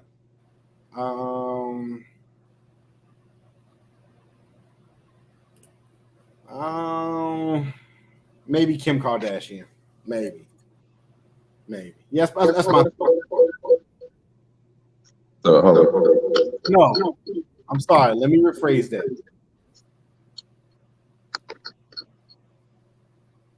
Yeah. No, I'll keep that the same. Hold on, I'm getting some feedback. All right, so Joe Rogan, Kim Kardashian, Elon Musk. No. I was Joe Rogan, Kim Kardashian, Meg Thee Stallion. But 2 women, 1 dude. I'll get 4. Yeah. Okay. Not just 4 of us, but 4 people. Okay? Yeah. You invite 4 people. It's 5 total, including you. Cardi B. I like a little ratchet. Oh, okay. All right. I like a little ratchet, man. I feel you. All right. And the reason why I picked Joe Rogan is because he talks to a lot of important people and a lot of people who have wild ideas. So I think he would probably have a wide range of things to talk about. and that I would be able to learn when it came business wise? Joe Rogan is one of my idols. Like, I got even my setup here. I have a set. Like I want to, like I mimic certain things. I like his style. I like the way the studio set up, the 2-man cross table set up. You know what I mean? So I've patterned a lot of stuff in my design for my show that I want to have when I'm interviewing people live based on things I've seen. I like that. Aside from all the people and how he can relate to so many people and all that, I've always said if I could be, as far as the interviewer, he, especially how it came, like, he went from the comedy, from Fear Factor to the comedy shit to just kicking it with people on some real shit. So I've always watched Joe Rogan for years. So what's your favorite interview by him? If you don't mind me asking. My favorite interview by Joe Rogan. Let me see. I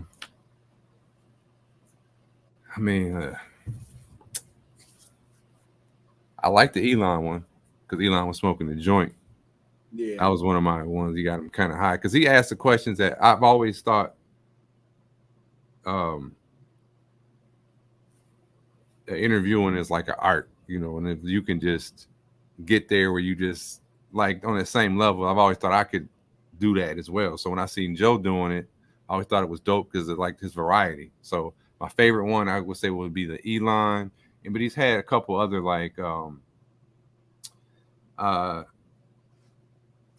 I think his name Graham Hancock that wrote the Valley of the Gods about the alien stuff. They had like interesting. Yep. But he's been on there a couple times. So those are ones that like I've watched and put in like a playlist. And if I'm driving somewhere, it'd be like a 3-hour interview. I'll listen to that whole shit again and again just because it's stimulating. So, I liked a bunch of his guests, but the Elon one was good just because he got to pull like the real, he humanized Elon even more.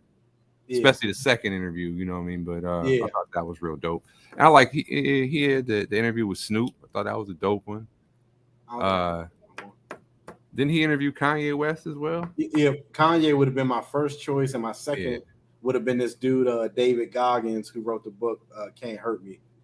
I thought that was pretty cool. Yeah. Okay. But I like the Rogan interviews when they were talking about. I like some of the Alex Jones ones. Alex Jones is just wilding the fuck out, you know what I'm saying? And I like when Joe pushed back because a lot of times he might have guests on there like I agree with their principles, and Joe might too, but he'll push the other way just to draw the conversation. So I've always liked that style, and I said if I ever could be a successful interview person, I would want to pattern my shit like his. Hey, you on your way, bro? You on your way? Let me see here. Royal said, do you believe it? I'm gonna start taking. I see a couple questions in here I passed up, so I want to get done with our official ones. Since you got some time, we can rock out here for. You got another 30 minutes or whatever. All right, let me switch up the shit. I will put the. I'll put the official. I'll switch gears here. If anybody wants to pull up on the panel, I will drop the link and I will change the background now that my computer is dealing with me. But yeah, man, I really appreciate this. Is a good one. It's a good one. I appreciate you having me on, man. I appreciate it a lot, man. For sure. I'm gonna hit the because what I do too before I turn it over to just a live. Well, this one ain't going too wild. I usually would like do a countdown to cut it off. So because like on my Mog TV channel, I'm doing on 2 channels. Gotcha. Just the interview on this. And then once it went live, when I switched the banner over to the other side, then I leave that whole uncut shit on Mog TV. You know what I'm saying? Gotcha. Hey, whatever you need me to do. If you need me to go out and come back in so you can so I'm gonna do that. I'm just gonna do this so I can mark it, hit them with the drop down, the countdown, and then I'm gonna switch the banners in the back. So this would be like the commercial break.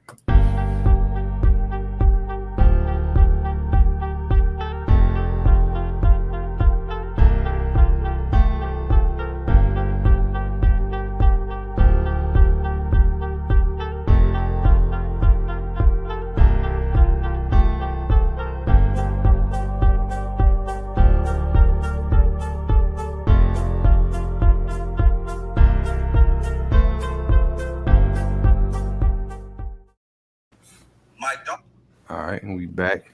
Big Soup in the building. Home Big Soup. I gotta hit the settings to put the audio avatar back on. Boom, there you go.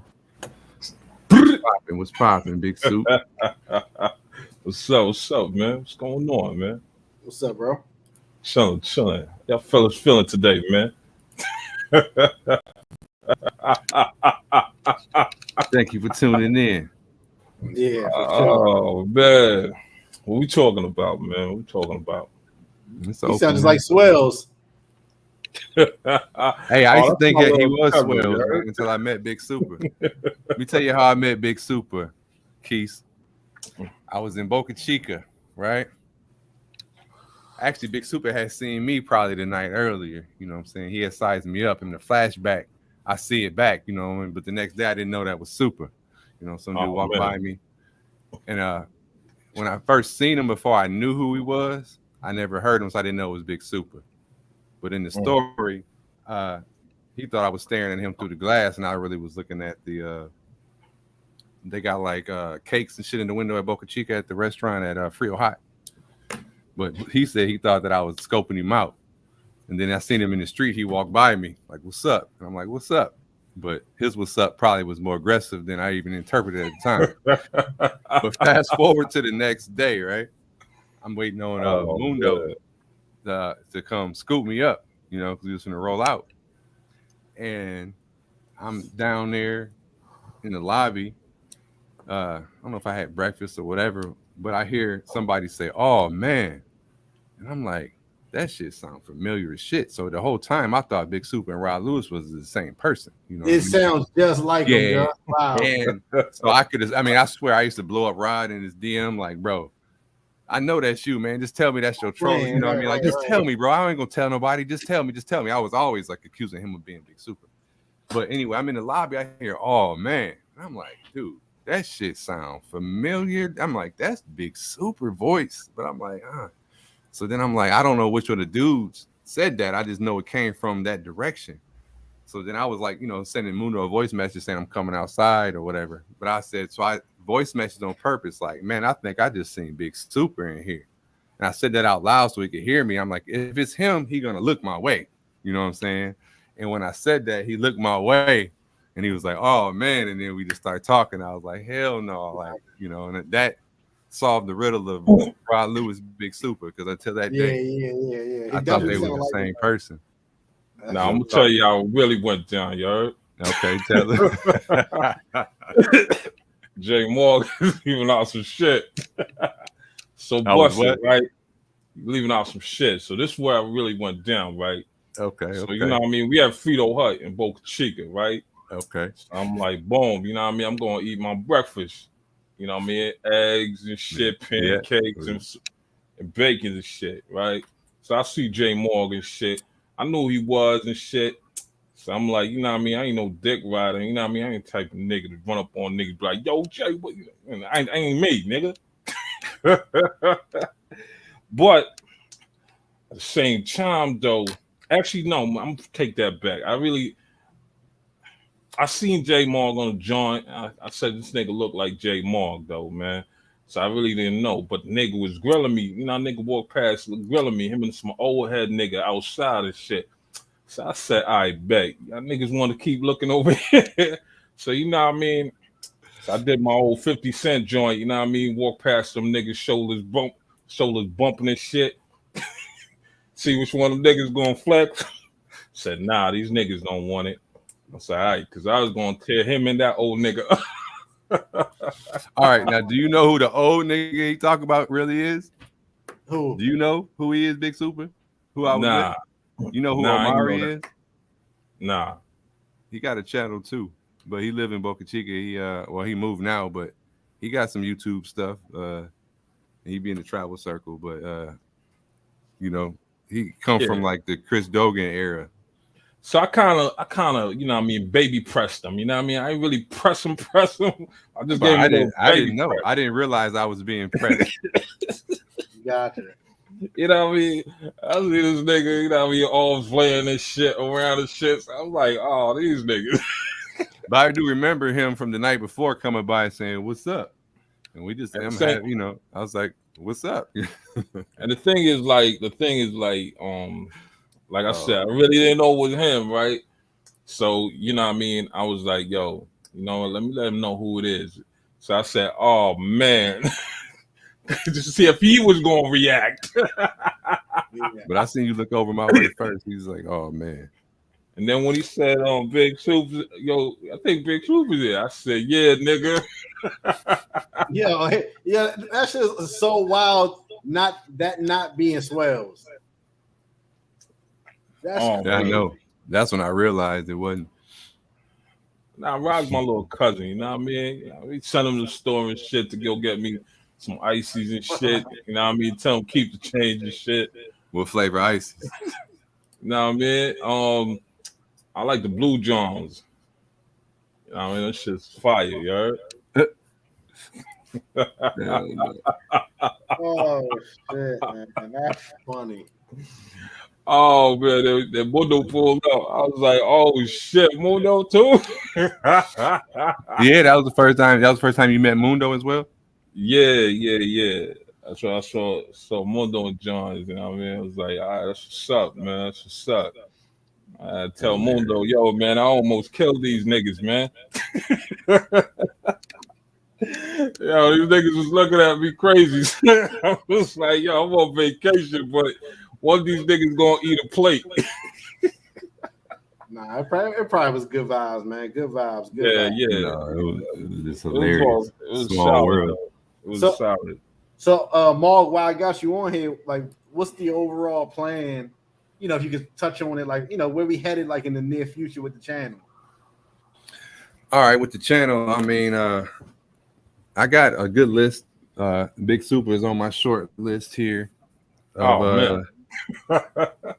Yeah. So you know what I mean. Yo, we gotta get some naked bitches up in here, you heard? And so like I gotta get a lot of fucking footage and shit done. You know, a lot of editing. I'm talking about hard drives and hard drives full of footage. So I need to get motivated to start dropping more consistently. Yeah. You got. And I knew that. Roy, what's up, nigga?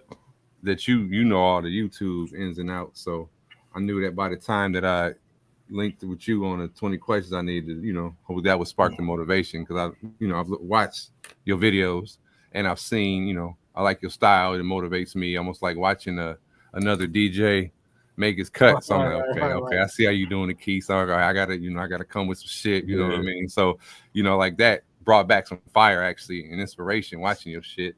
And I appreciate it, bro. I want to consistently knock these 20 questions down and keep doing those. I have fun doing them. Yeah. They end up being some pretty good interviews, and they launch off. You know, they jumpstart some good lives. So, word. Yo, J Mark, you ever choked a bitch? Actually, in what frame? What reference? Oh man, fucking her. You know what I mean? Like, yo, a bitch ever told you, yo, choke me while you fucking her? Okay, I'll tell you real soon. All right, the first time I ever knew, you know what I'm saying, that was like, I've always heard of that being the thing. You know, you see that shit or whatever it's called, that asphyxiation shit, right? And I was messing with this chick, and she was into that shit. Like, first she would be like, talk crazy to me, and I'm like, what you mean? She's like, call me a bitch. And I'm like, oh man! All right, find that. You know what I mean? But she's like, no, you got it. So, but then later, she wasn't into getting punched and shit, but she liked getting talked to crazy. I can't believe I'm telling you all this shit. And she liked getting only on Mark TV. I had to cut this part off the regular channel. So she was into it. She was just like, you know what I'm saying, choke me. You know, I'm like, okay, and all right. But then after a while, I'm like, this shit's kind of turning me on. Okay, I'll choke you. You know what I'm saying? And one night, you know, we had the whole little, you know, like she would tap. Yeah. Oh man. However, one day, you know what I'm saying, it's going down, and she do the shit, choke me. I'm like, all right, you know, by this time I done learned techniques. We done been kicking it for some months, so I know this, you know, at first it was weird, but after a while, that's what you into. I choke the shit out you, and I know how to do it without, like, you know what I'm saying, like having to like choke you hard, and I don't want to hurt you, no shit. Nah, fuck that bitch. Man, while it's going down, and then the next thing I know, you know what I'm saying, like, like I had released the grip, but I didn't realize that I'm like laying back. Yo, the bitch is dead. No, but she was out though. You know what I'm saying? Like she like snapped up and was like, huh. Like she had just came back. So like those 12 to 15 seconds of silence, she was out. Man, The lights were out though. We had the lights out, so I didn't know. You know what I mean? And I was like, that's crazy. and it scared me so bad. I never did that shit I'm again because I was like, again. I'm like, if I would have, you know what I'm saying? If I man. would have killed her, like who would have believed me? You know what I'm saying? Like, nah, she was into it. I mean, I had texts and shit to prove it, you know what I mean? But I was like, man. You should have gave that bitch a bell, man. Ring, bitch. But she was out, you know what I mean? Because like, you know, like it was going down and you had to climb, you know. I rolled over like, whew.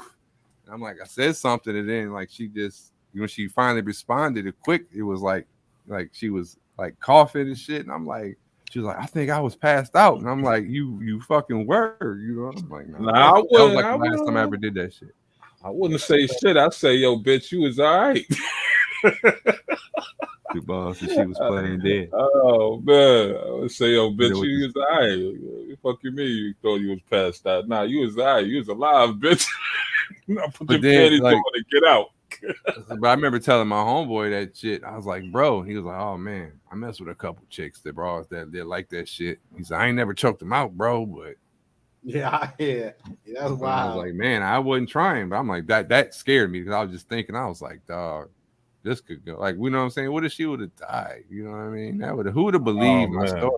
I mean, like I said, I had texted back it up because when she first was into that shit. I would tell you how you got out of that joint if the bitch would have died, right? What you did was take her phone and just text you, yo, I love being choked. Sometimes I just want to be choked and don't tell nobody so I could die. they would have, forensics would have matched that up. Like, nah. Yeah, they're like, hold on. You've been out for like 3 hours. Your text is too fresh based on the blood vessel, you know, prescription. Nah, I had weeks of that type of shit. Cause like I said, the first time that freaked weirded me out. But I was asking, I'm like, okay. So I'm thinking like, if this is what turns you on, like that means that you abused or something. I didn't want to just ask her like that without asking her directly. Like, were you abused or some shit? Yeah, but at the same time, I'm like, you had to form that, you know what I mean? Yeah, of course she was better from that violence. Like something happened to you, you know what I mean? Yeah, so it fucked me up on a level because I ain't never really. I'm like, yeah, she was abused. She was abused. I had a bitch like that. She was abused too. Wanted me to choke her and shit. You know what I mean? Same bitch too. She wanted me, talk wild and dirty to her. So I was saying all type of shit. I was telling her, yo, that's why your daddy raped you, you stinking dirty bitch. You feel me? Yo, she started crying and shit. Milton break. No, so that was... and I still kept going. I was like, you stinking bitch. You're gonna be nothing. You're a fucking loser. Hey, who's that guy over here? Your father. Who's that guy over here? Who are you talking about? That's Quis. Wait, just a second. Hey, who's that guy over here? What are you talking about? Who's the guy over there? Your daddy. Hey, sorry. Yo, respect. Yo, what's up, Big Super? Yo, what's up, nigga? What's going on? What's up, J Mark? Yeah, what's up, nigga? You know, respect, man. Yo, who's the guy over here? Your daddy, nigga. Who's that? Oh man, you don't see the resemblance, motherfucker. Rico. Huh? Yeah, he wanted to rap me the fuck out. I think that guy. Huh? What? Wait, oh no. Sorry. So, oh shit. No, this ain't that type of party, Rico. No, sorry. No, sorry. Shit. I was thinking. Shit. Yo, sniff another line, man. Nah, I slipped. Sorry, I slipped. No, you all right. Nah, sniff another line, man. You get it. Oh man, Rico coming here for the antics. But I did see a question in the comments though. Piece that I wanted to ask. It was travel related. Let me see here. Oh man. All right, yeah, Big Soup. So yeah, go ahead. I just I'm gonna have to cut that part out of the. Yeah, what's the best part? All right, this is a travel question. You know what I mean? Where do you think is the best place to sit on the fucking plane? when traveling? If you're a big motherfucker If you're a big motherfucker. and you're broke. Now that cannot be, bro. If you're a big motherfucker, then you're not broke, right? Yeah, How do That's you a handle question it? for Keith. I would definitely say the aisle seat because you can extend your legs out. Now you're gonna get bumped a whole bunch, but it's a lot better than being squeezed in the middle or in on the window seat. So I would say like Oh man, stretch your legs out on the outside, and the aisle seat is probably the best. I You can't got a do. better one. You You know got- why you I gotta can't get do the the- aisle seat? I can't do the aisle seat because you know what I mean. I need to look out the window to see if something is wrong, so I could be first. But you know why I think where it is? Yo, blood. You know What why you I gonna think? do if something is? Yo, blood. Yo, blood. Hey, yo, blood. You Yeah. think? I think where it is I think yo, what motherfucker Thailand is doing right now? Yo, you Yeah. can smoke weed over there. Oh, you I think a week ago there was Yeah. putting some 1 million Yeah. plants, weed Yeah. plants. Oh You know? yeah. So Oh yeah. 1 million plants they was Uh-huh. giving to people in Oh, yeah. Thailand, bro. Oh, what? Yeah. Yeah, I ain't slipping. Oh. I ain't slipping. I ain't slipping. Yo, No, 100 one they were, Yeah. Oh. Yeah. Wow. Yeah. Uh, We understand. All right. So yeah, Mark. Where you think is it? What part of the plane you choosing, nigga? I choose the emergency exit row seats. Oh yeah, That's a good one. True that. Yeah. You know why? That's also. You know why that's a good seat is because you can't have little niggas in there. Them little kids, they can't sit in front of you. They Yeah, can't they sit can't lift the beside door. you. They can't sit behind you, and shit.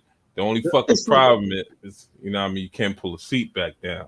Yeah. That was the only takeaway. But you got that extra leg room. Yeah, you got the leg And room. then the same reason, like, just think if some shit go down, you got the door, so you could be the first motherfucker up out here. You ain't got to trip over nobody. You just got to throw that. You ain't even got to let nobody know. Like, fuck it. They say, "Will you open the door for the man?" I'm opening this damn Fuck door. them I'm getting niggas. out. But hey guys, you was asking a question, right? Yeah. You guys was asking a question, and Yeah. I have to give you some answer. You know, Yeah. Okay, go it's ahead. Thailand, man. Now, Yeah. Thailand, bro. Nah. We say, Rico. We say, what's the best place Rico? on the plane?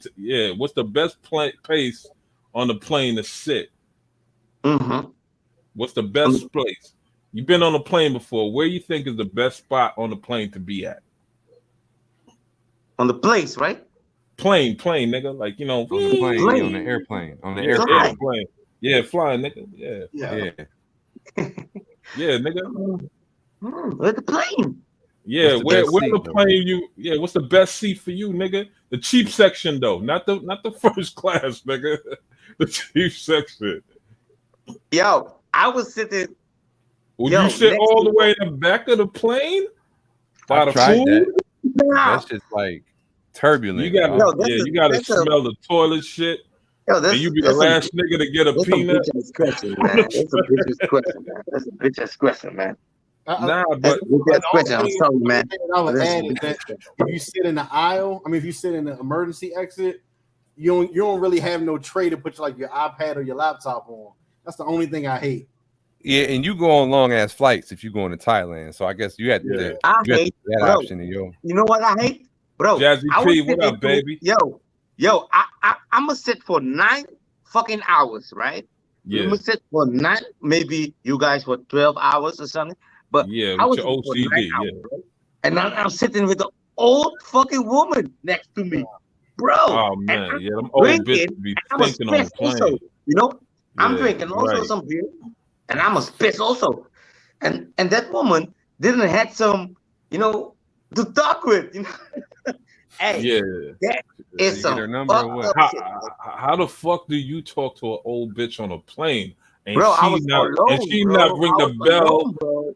I know, was and she alone. not ring the bell for the stewardess to move her. Bro, I was alone. I had to say to her, "Yo, can I sit next to you? Let me sit over here because I need to piss. If I drink, Yeah, oh man. I got Yo. one Oh, for so you. you Keith. showed her your dick on a plane? Oh wow. Yeah, on the I plane. got one for you, Keith. It's What fucked countries up have if you you not gone to that you want to go to? got, Shit. Yemen. Okay. Yemen.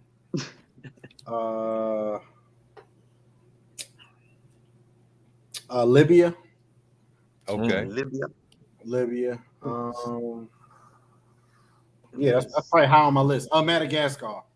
Libya. Oh, okay. Madagascar. What about Iran though? I hear Iran now. See, Iran, the bitches, you know, they walk around with their brothers and their fathers and their uncles. And shit. But it's a lot of countries over there. Like some of those places, like Oman and places like that, you don't even see women at all. Like everything covered up. I mean, I don't mind that. I don't mind the, you know what I mean, the surprise package. But you try to holler one of them bitches, man, you're gonna have like 10 Arab niggas around you like, yo, what's up, nigga? Yeah, nah, they definitely ain't letting you get nowhere close to. Yeah, nah. You got to go to the local market and buy a goat or, you know what I mean, a couple chickens. Like, yo, I'm trying to buy that bitch. Yeah, nah. You guys love that fried chicken, man. You guys love that fried chicken. Whoa, what the fuck you mean you guys love that fried chicken? Hey, Yeah. Whoa. Huh? You never go. Yeah. Well, I gotta adjust your levels for that one, bro. You just lost The most 6 racist shit. decibels for that. I ain't gonna mute you, but you just got You lost guys 6 love that decibels chicken. on your bar. Oh, god damn. You made me forget my question I had for the brother. Yeah. Big Soup, when we doing your 20 questions? Oh man, whenever you ready, son. You know what I mean? All right. Gonna turn up. Gonna make that shit lit, nigga. All right. I'm gonna hit you with it. Probably be like this 5 o'clock. Yo, spot. anybody ever stole some shit out the hotel room when they travel? What do you mean by steal? I think we've all probably took a towel or two. Yeah, I always get a towel. I get one towel. I steal them towels. Man, I don't get all the towels though. Towels, took them to the beach, left them at the beach. What I like to do when they coming in the morning time and you catch the cart and the lady be in there, like, and they got the whole rack of good towel, I won't go crazy, but I grab a couple quick too, you know, and put them shits right in my bag. Especially if like the towel is one of them big fluffy long boys, you know what I'm saying? Yeah, like you said, the 5 stars, or if it got like the hotel like embroidered in it. That's like I collect those. You know, I got one from the Embajador in Santo Domingo. They had one of the towels. When I seen it, I said, "Oh, that shit got the E on it. I got to get it." You know what I'm saying? Yeah. Oh man, I remember my man stole the body wash. They charged his car like 2 hours later. Oh yeah, I never did nothing where I got charged for like nothing crazy. They charged him like $30 for a 6-ounce body wash. Oh, you talking but the little shits, I mean, they already set for you to have. It's advertising. No, like so some places like in Asia, I noticed like in the shower already, they got like a dispenser with a bottle in it. Oh, he took the whole He thing. took the whole drain off of there. Yeah. Oh, that nigga bugging. Yeah, he's bugging. Even like in DR, they got the little pump boys, but you got to take it off. Yeah. No, it was like a bottle inside of a rack. He took the whole bottle. Oh man, it was like some in a plastic bag or something, man. Yeah. What's the scariest place you ever visited? Probably Tijuana. Oh, okay. Tijuana, probably like India, slums of India. Oh, did you think like when you went there, like Slumdog Millionaire style? Say that one more time. It looked like Slumdog Millionaire. Oh, you ever for seen sure. that movie? For sure. It's a whole different level of living out there in India, and they let their cows and stuff like that, like, and they don't have bathrooms, right? So one of the places that I went, it was one bathroom for 900 people. So like they were just using in the street, like they would just like pull their pants down and just crap on the street. Oh man, bitches were shitting. Yeah, everybody. My one of my homeboys traveled to India when he was going on like a long journey style where he hit a bunch of countries, and he said when he was in India, that too, he said that he rode the train and like it was like a little city or a town like along the tracks, you know, like where they stopped at, but down the ways it was still like the little shanty towns and shit. And he said the people used to come to the tracks to take a shit for that same reason, but they didn't care if somebody was watching. And he's like, they don't care. I was like, what? He's like, they would use the bathroom and then be like, oh, let me get a hot dog. You know what I mean? Like that shit was wild. Like I never. Oh man, I need to put my boy on Milano to that shit, man. You know he loved peeping Tom and shit. Yeah, you know, Bolano, man, he be standing outside the bathroom yakking one off, man, watching bitches shit. My dangerous place, bro, is my country, you know. Ain't shit dangerous about that shit, nigga. It's my country, bro. Nigga, the only dangerous shit is there's niggas jailwalking. You understand? Florida is only black people in my country. You understand, bro? If you go to the market in my country, bro, it's only black. What country is that? Whoa, yo, you sounding real racist right now, son. You gonna say your country's dangerous and only black people is there and shit. Yeah. Then you gonna bring up that chicken comment that you niggas love chicken. Florida. What type of time you on, my nigga? Hey, nobody can. Hey. Yo, how you feeling right now, nigga? So one of the questions was, what was sketchy about Tijuana? I would say like the part of Tijuana that I went to was like right across the border, but at the time Tijuana was rated as the most dangerous place on earth. So we wanted to kind of like expand and like go out other places, like out by the arches. If you ever been to Tijuana, you know what I'm talking about. Out by the arches, and we walked as far as we possibly could. But in that, we actually seen 2 people get murdered in that time that we were coming through. Damn. And everybody act like it was just regular business. It was regular to them, huh? Yeah, it was regular to them. Like, it's just gruesome over there. So, stay inside the tourist part, if you can. So that's it. Yo, That's any crazy. of the Mexican bitches said like, yo, take me with you? Nah. You out in Tijuana is so close to across the line. Like they go back and forth so much that it ain't even a big deal to come to America because they would rather stay there and make their money from Americans and have cheap rent. So, a lot of us actually go over there and live and try to come back, to California and make money. So, I think it's more people trying to go the opposite way than come in, unless they like seriously oppressed. Then, it's different. Yeah. What about anybody ever thought about y'all want to travel to Venezuela? Shit's starting to get a little better.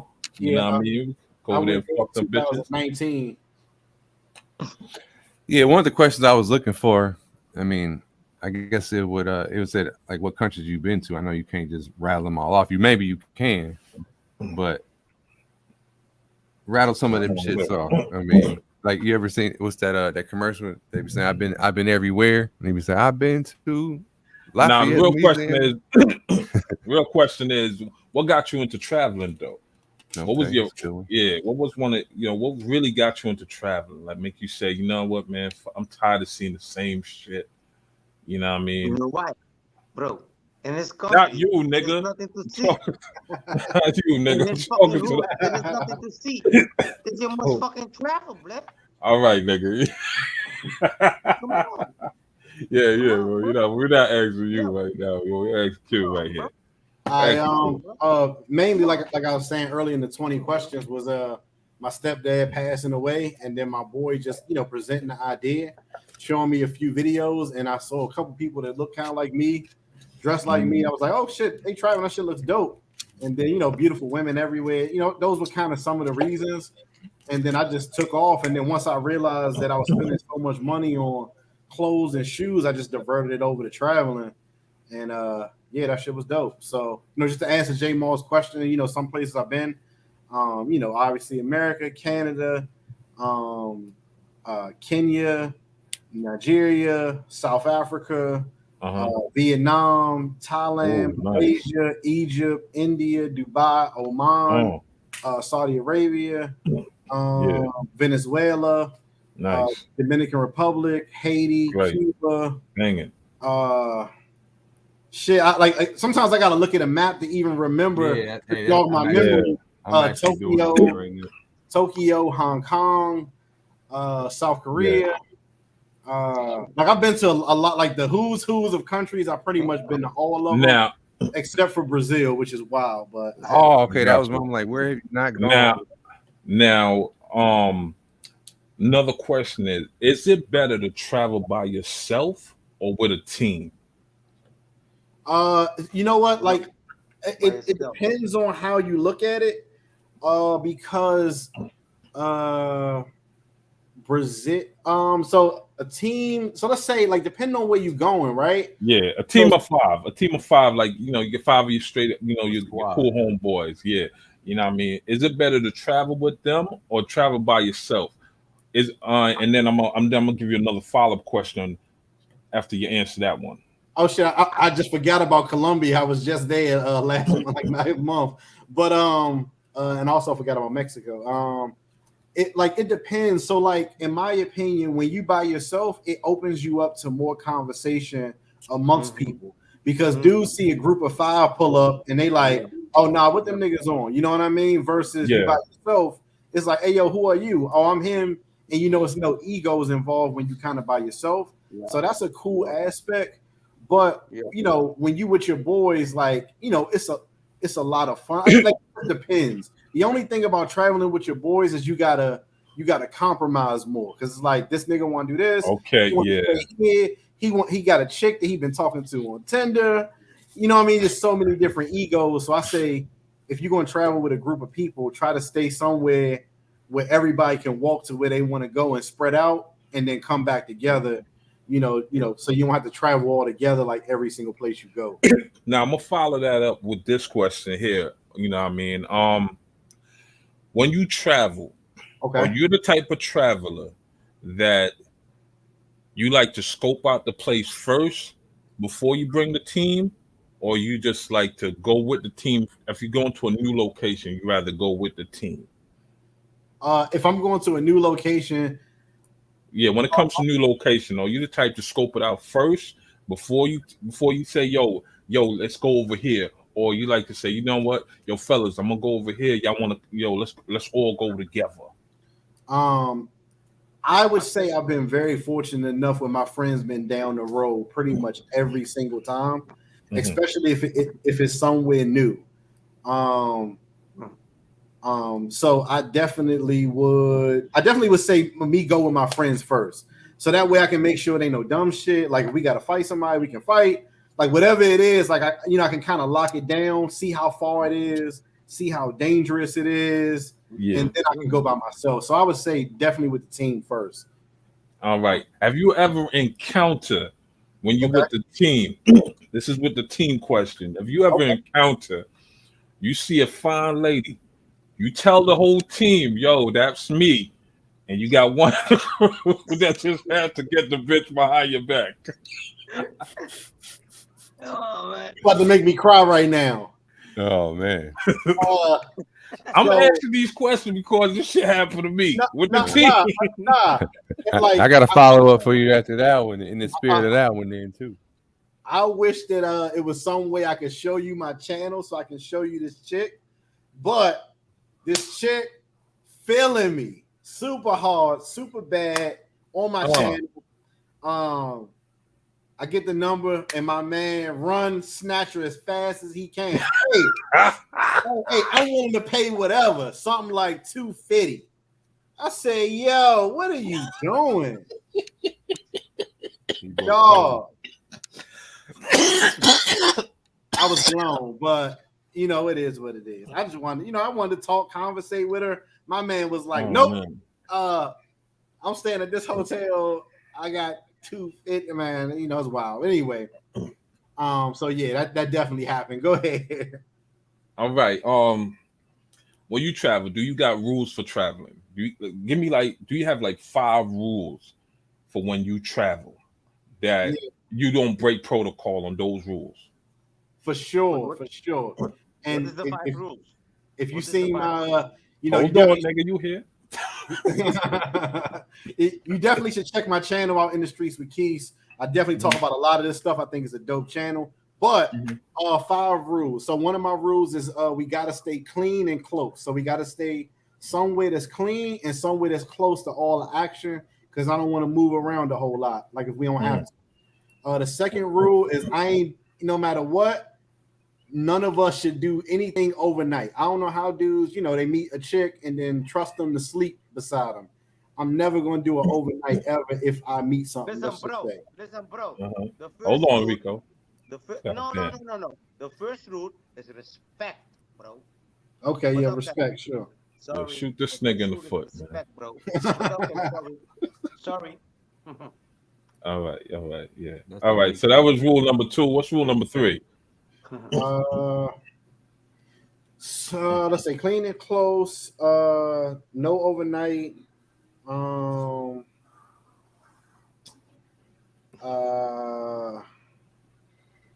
Shit. I'm trying to think like the main rules, like you know what I mean, like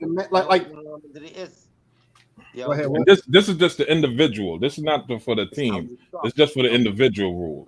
Like for your individual rules when you travel. That's a little easier. I don't eat or drink around people I don't know. Never. Okay. Like because people put something in your drink. So if I eat, I'm kind of like off solo by myself. I don't eat around people I don't know. So that's my rule.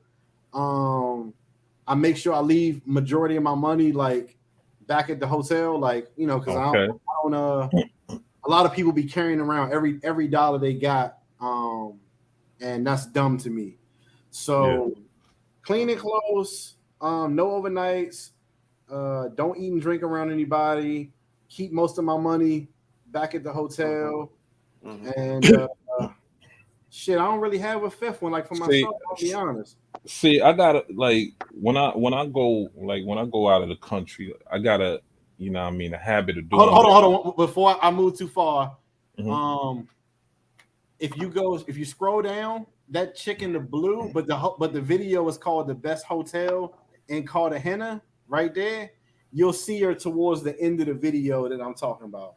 Oh man. All right, so yeah. So like one of my rules too, when I do travel and go to somewhere new, I always take off the airport tags on the bags. Yes. Okay. You know what I mean? Yeah. That one I take off because you know bitches love to, just in case, you slip, bitch, go find your real name and shit like that. And you looking like you fresh off the plane anyway. Right. You know what I mean? So I try to keep those out of, I try to cut the tags off and, put that shit away. I put the tags in the safe actually with the passport and everything else of value. For sure. I mean, that makes sense. So me, I do backpack only for a lot of countries I go to. I don't check no bags or nothing like that. I got my backpack on and I'm moving around the city, with just a backpack. If I can't carry it in the backpack, I don't bring it. So especially if I'm only going for like 3 to 5 days or even less. So I don't necessarily have all that stuff because that makes you less mobile. What if somebody doing something dumb and you got this big check-in bag that you're trying to wheel behind you? You can't really get away fast. So I don't really have that problem. But yeah, that's definitely a good one. You don't want to look like you day one, with all your stuff. Cool. Now when it's coming up right in a second. All right. Hold on. Next time. Here she is right here coming up. Yep. Oh man. Hold on. It's gonna show another clip of her. Okay. But my bad. And this is in Colombia? Yeah, this is in Cartagena. Oh, son, I gotta go. Yeah, my man snatched her. Oh man. I had that same issue, man. I had to talk to this nigga. I said, yo, my man, there is no need for cock blockers, son. There's too many bitches out here for you to cock block me. And now he's talking about, yeah, she good. I'm like, no, she's ruined, nigga. Yo, she could have fucked everybody in the town, all the niggas that came off the plane. But you fucked up, and it's over for us. What's up, Westside TMZ? Yo, Westside, what's good, nigga? Welcome back, nigga. I see you coming back from Africa. Salute, my nigga. Yeah. I forgot Tanzania also. Yeah, man. So you know what I mean. I had to scold the nigga, but you know what? I gave him a pass. The reason why I gave him a pass because that was his first time in DR. So what I mean, he didn't know any better. But if it was like a third or fourth time and shit, and the nigga did that, I'm not fighting over the hole, man. But I'm just saying, man, there is a motherfucking process. If I call a bitch out, I told her, that bitch is for later tonight. Next thing I know, niggas, before I can even finish the rest of the sentence, niggas across the street. Yeah, for sure. I mean, I honestly think men like something just because other men like it too.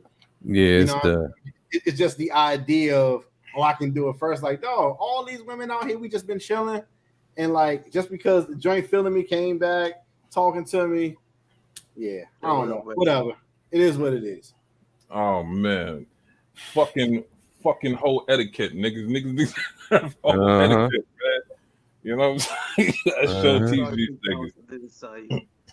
Because if I'm with the crew and shit, and like a nigga scouts something that he likes, you know what I mean, and he call it over, you know what I mean, I totally act like the bitch is not there. And the thing is, like, if you had the bitch, I don't want it. I don't even want to. The bitch don't even come up to me the next time you see me in the town. Right. Yo, where your friend at? I'm like, yo, he back home. You want to hang out? No. right. Yeah, because I know that nigga. Yeah, some dudes don't mind. Some dudes will do it next. Like right after. Some dudes will be like, "Oh, what's up with you, ma?" And then you like, might tell them, you might tell them, "No, bro, she in the collection." I'd be like, oh man, collection, fam. Well, your collection is different. Collection is different. You know what I'm saying? Yours is different.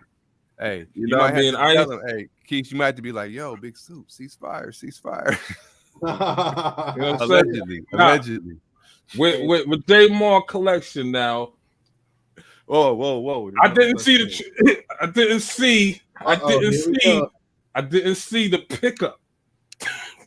So I had to ask: is this one with you or is she not? Is she wifey? Is she serious? Is she not?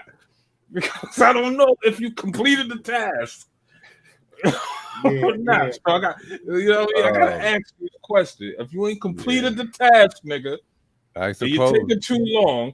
Now there's a difference. Now some rules to it. If you there, you know what I mean, hovering over the John and like, I don't know, you're in and you're out, you're in and yo, look, nigga, make your mind up, son.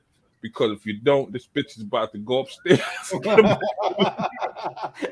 Ain't nobody got time for double dutch, right? You know what I'm saying? I'm gonna tell you to try to figure it out. Wait for it. Hold on. See, that's the thing. You can't hold on to this one. You can't hold on to this one, waiting for another best one to come, nigga. You need to take it down, or else you just pass it along. Okay, yeah, that's the etiquette. That's the unwritten rules. So, yes, J Maul, real quick, what are your favorite Black YouTube channels? Like, what's your favorite ones, bro? I want to know what you watching. What you watching? Let me see. I mean, I watch a lot of sports shit. You know what I'm saying? I'm talking about YouTube travelers. Travelers. Yeah, I mean, travelers. I want to know what you watching. Maybe you got something I haven't discovered yet. I can go tell you the journey. When I first decided I was gonna go to the DR, I started watching. Man, fuck your journey, nigga. Who's this YouTube nigga? I'm gonna explain the question. So as far as like he said, traveling YouTube, like people in our sector that I would watch their videos. In the beginning, it was a lot of Chris Dogan because he had a lot of good information about DR, and then that introduced me to like Tailor Made Dreams. Okay. And I started just learning about stuff through there. You know, it was other Americans that had moved down there and was buying property and just seeing stuff. And then that branched off to, I'm trying to think, in the very beginning, I had watched one of the first Miko videos, and that's when, like the algorithm works you through the whole fucking web. Yeah, once you go to one, you go to the other. Yeah. So, but I don't really, I mean, other than popping in the chats and like actively watching stuff and meeting other YouTubers, I mean, like, TMI, I watch his channel. Right. People I know, Rico Toro, people I've met, Mundo, of course, big shout out to his channel, you know what I'm saying? Like, that was one of the big ones. Yeah. And he, even back in the day when I first seen Mundo, I thought Mundo was when I first seen like a first video going through just Dominican Republic stuff, I thought Mundo was like a radio guy.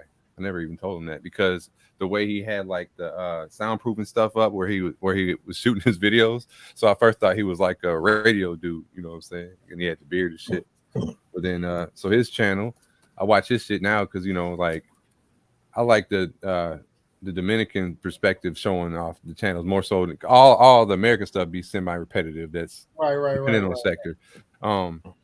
And but outside of like the traveling of the DR, I watch just a good variety of just random. I'll put the search in based on where I want to go, but I never really been nowhere besides DR. But then you look up Colombia, you look up other places like that, and you get the same shit. So I would even say for sure. Brown Liquor, he gives us some good information on Colombia. I would say listening to them. Okay, it's just a variety, man. Like on the YouTube shit. Yeah, I'll be wanting to know is people watching the same people that I watch. That's all. Yeah. I'm trying to think because I ain't watched. Flip Flop. Obviously, I can't believe I forgot that one. You know what I mean? Where I get the notifications that's just the staple YouTube travel diet. You know what I'm saying? Those, especially all the people that I know. But as far as anything else, I don't know. What about you? What about you, Soup?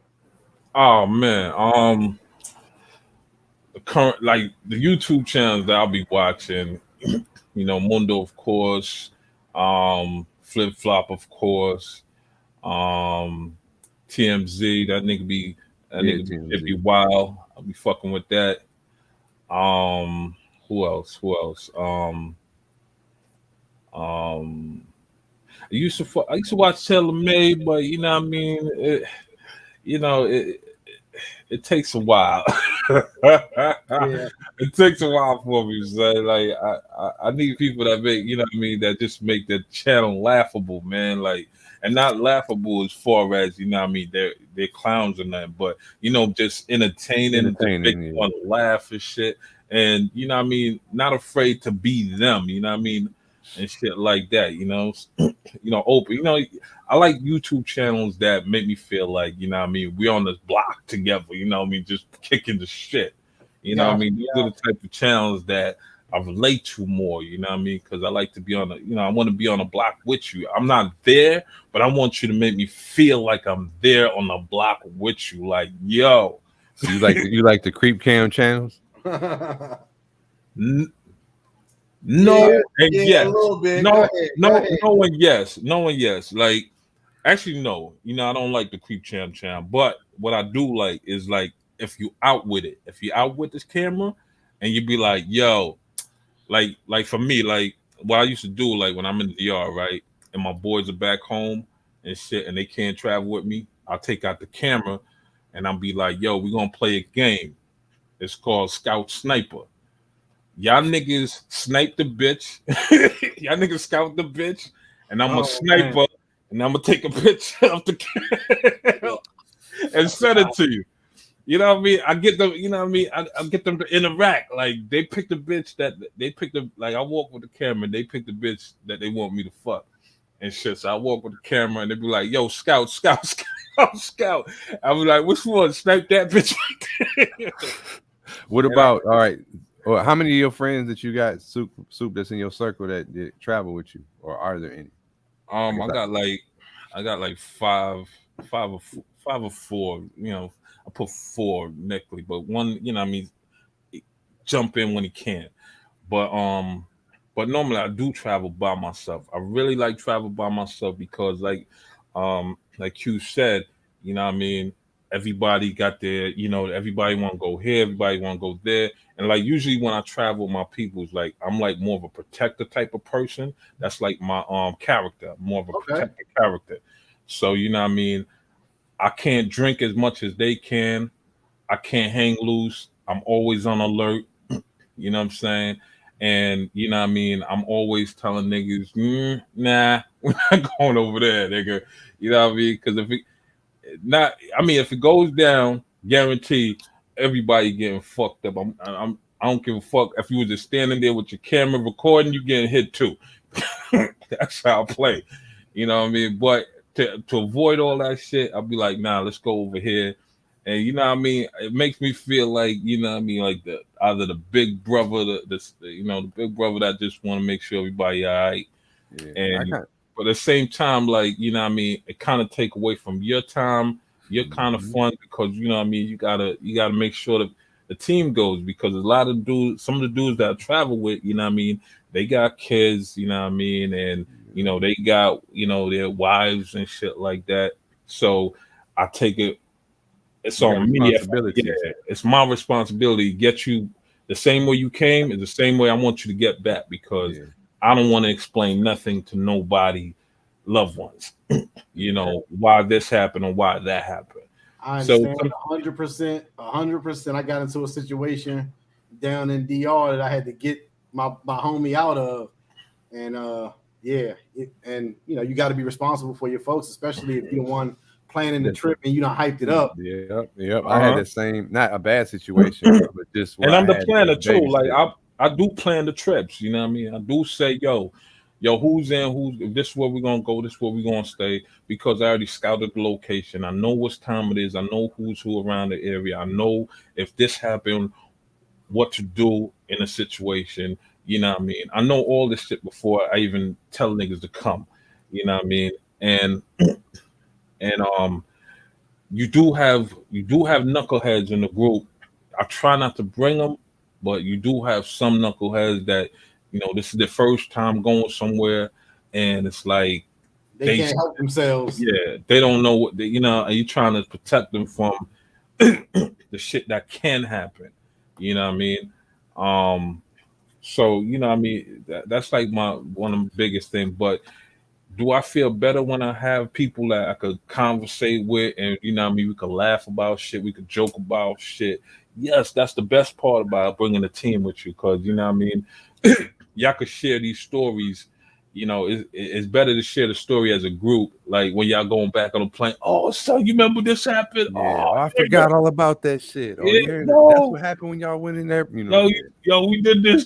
Oh nigga, y'all splashed a bit. Oh you have all these shit to talk about when you come back. You have all these stories, but when you travel by yourself and you come back and tell the stories, niggas be thinking you capping. Like, come on, nigga, really? Ain't no way that happened. Nah, you tell them. That's why I record so much shit. You know how much shit I got on my 360 cam. Yeah. Oh yeah, you told me you just stepped out there and just grab any bitch war, nigga. Nigga, you ain't all that, nigga. I'm like, yo, son, I'm telling you, son, I don't gotta say much to these bitches. They gotta just say yo, hola, nigga, and it's over. And then what I mean, that's where that's where I started the scout sniper game with them. You know what I mean? So they can see that the shit is real. This is real. When they see the butt naked bitch after the kill. The picture, they be like, oh no, this nigga really, yo son, I want to come, yo son, let's book a trip. So like, how many converts have you made, Super? I made about 15 converts, man. Okay. I've converted 15 niggas, and what I mean, most of them are married. Most of them, what I mean, have their little long-time girlfriend, and but here's the thing, right? Like I'm the type of friend your bitch trusts to travel with. I don't know why because I guess it's that protective demeanor, attitude that I got. Like when I'm with everybody, I'm always, what I mean, when we go out, I got this protective thing about me when we all together. I guess that's why. But their bitches, the wives, they trust me, what I mean, to travel with. What I mean? Most niggas, because when I'm in the state, like the bitches I fuck with, what I mean, their bitches don't see that. What I mean? They don't see the whoreness in me. They don't, what I mean? I don't, come out acting like a whore, or, what I mean, or doing that extra, talk loud shit. What I mean? I'm just laid back, cool, and they were like, "Oh, he's a good friend." But in reality, is I be taking their husbands and having them fuck and what I mean, when they call, I be like, "Yeah, yeah, he's up in the room, man. He hurt his leg or something. What I mean? He's getting something. He's just getting a wrap. Yeah, he fell in the fucking ocean or some shit." What I mean? And they believe that shit. And then, when they come down, we be like, yeah, we out here, we drinking pina colada. I'm like, yo, put some pina colada in the fucking picture, nigga. Yeah. We take stupid pictures. We go on, we go by the little dirt. We go by the little jet ski. Niggas sit on the jet ski, take pictures, and get off Yeah, it. do the throw off your trail. I'll say, Yeah. Keith, a question for you, Keith. Of your travel circle friends, are any of them people that you met traveling? No. Okay. No. I was actually kind of like lucky that that my boys were ready to travel when I was ready to travel too. So yeah, we kind of just did it together. And I met a couple people that I think are cool, but like the inner circle is people I've known for 20 years. Gotcha. What about you, Soup? You met anybody through traveling that's like Yeah, I rock met with? Mundo. I met you. I met Rico. What's his name? Rico. Rico The Toro? yeah, Rico Toro. I met him. I met Flip. Who else I met? I met a few. I might be missing some people out. If I don't call your name out, man, you know what I mean. I got a brain freeze right now, saying I'm eating ice. Um, so, but yeah, I met a few cats out there, and they were real cool. Like the thing is, like, you know what I mean, when you online and shit, you know what I mean, it's it's funny when you're online and you're talking to people online and shit, but then when you see them in real life, it's like, oh man, are they gonna have the same energy Right. online when you Mhm. meet them, or are they just gonna be, you know what I mean? And online I'm live, you know what I mean? I'm live.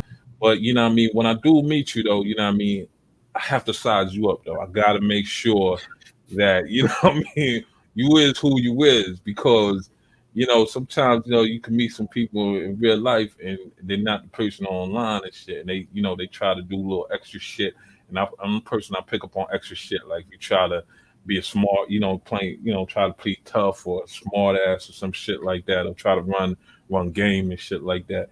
I'm not with all that, man. Just be you, and I'm gonna be me, and we could chill. But most of the but traveling experience, when I meet people traveling, it's all love, man. It's all love. I've never knock on wood, I've never came into a situation where what I mean, I'm gonna fuck you up.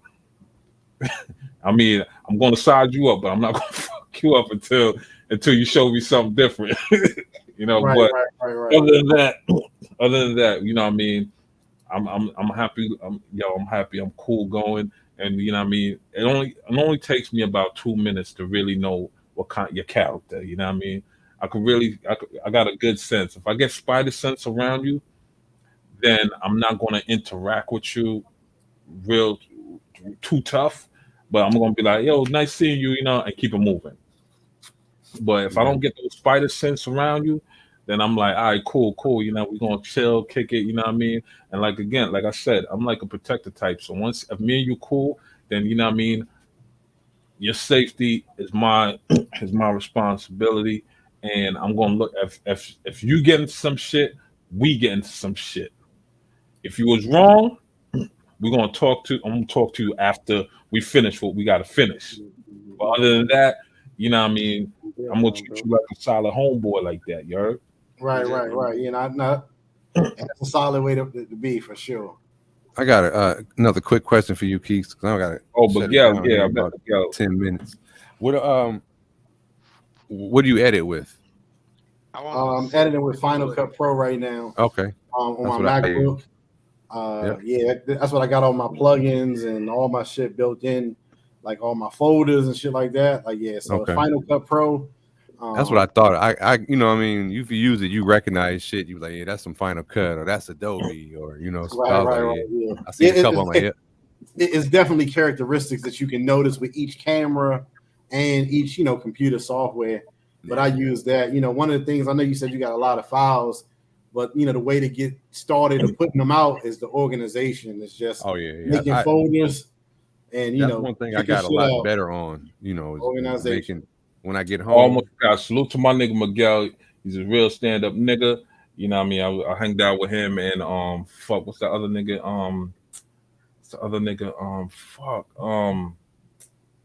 Blaze. I hung out with him. He a cool nigga. Hey, yo, Free, where the fuck is my $10 at, nigga?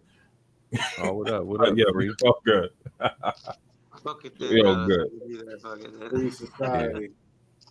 Yeah. So how long Yeah, you been using Final Cut then? Huh? How long you been using I Final want to Cut? say something too, you know. Probably like 10 years. Probably at first, before I was a YouTuber, I wanted to be a rapper, and before that, I wanted to film music videos. So that's how I started learning how to edit. That's how I wanted to be Hype Williams. Yeah. Bro, I started realizing I didn't want to deal with the rappers.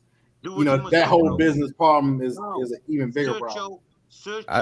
I still shoot some videos from time to time. Actually, search your thing, bro. The day before July 3rd, I ran into somebody that I got some older videos on my channel, because this channel here I started doing the music videos and doing battle rap and shit. It's like the Mog TV channel. If you dig deep into that, I was the cameraman for a lot of shit over the years. You know what I'm saying? I got so much like footage, but it started out doing that. I wanted to do music videos. I started editing at the we got a public access TV, so they had access. I was taking classes at the university when they first went digital, but you could get more cameras and shit through the public access and keep them for like the whole weekend and shit. For sure. So that's how I started. But hey, yo, Rico, you ever stick your hand in a hot boiling water on the stove? I mean, you thinking about it? You ever tried it? Like, put your hand in, like, put a hot boiling water, put some water on the stove and boil that shit to real boil, and put your hand in there for like 10 seconds. Did you ever seen when I walk in the night? Yeah. In the nature. I mean. Whoa. Bro. Whoa. What you? Whoa, you got creep vibes right now. You giving me creep vibes. You in nature? I mean, you walking in nature by yourself? Tell us what I just told you. Can you repeat everything I just said? Ain't never smoked no dope. Ain't never smoked no crystal. Don't ask me some stupid question. Oh man. Oh man, cuz on the building, you heard? Oh man. God. Yo, oh man. Hey, I was just saying that gotta be you, because y'all sound just alike and use the same words and They're the same person. That's his alter ego, man. Yeah, it gotta be. Oh man, son. Oh man, he came at the tail end. Where I walk, blood. Yeah. Oh man. Blood. Where I walk, blood. I'm telling you, blood. Yo, you be getting assaulted, nigga. Yeah. Bro. And the woman, what I gonna show you, bro. Don't man, you chasing a bitch in the woods. What are you talking about? Say that shit anymore. You understand? Yo, what's up, Rika? Hey, J Mar, and Soup, what's your next trip? Next trip, all right. The next trip is gonna be DR one more time, and then I've been hearing a lot about Thailand, son. I was gonna go to Colombia, but I want to get to Thailand before the Atlanta niggas get down there and fuck it up. I don't think you got to worry about that, because that flight so long, it's going to turn a lot of people off, and the price so high. The price of the flight done went up, and it's so far, it's going to turn off a lot of people.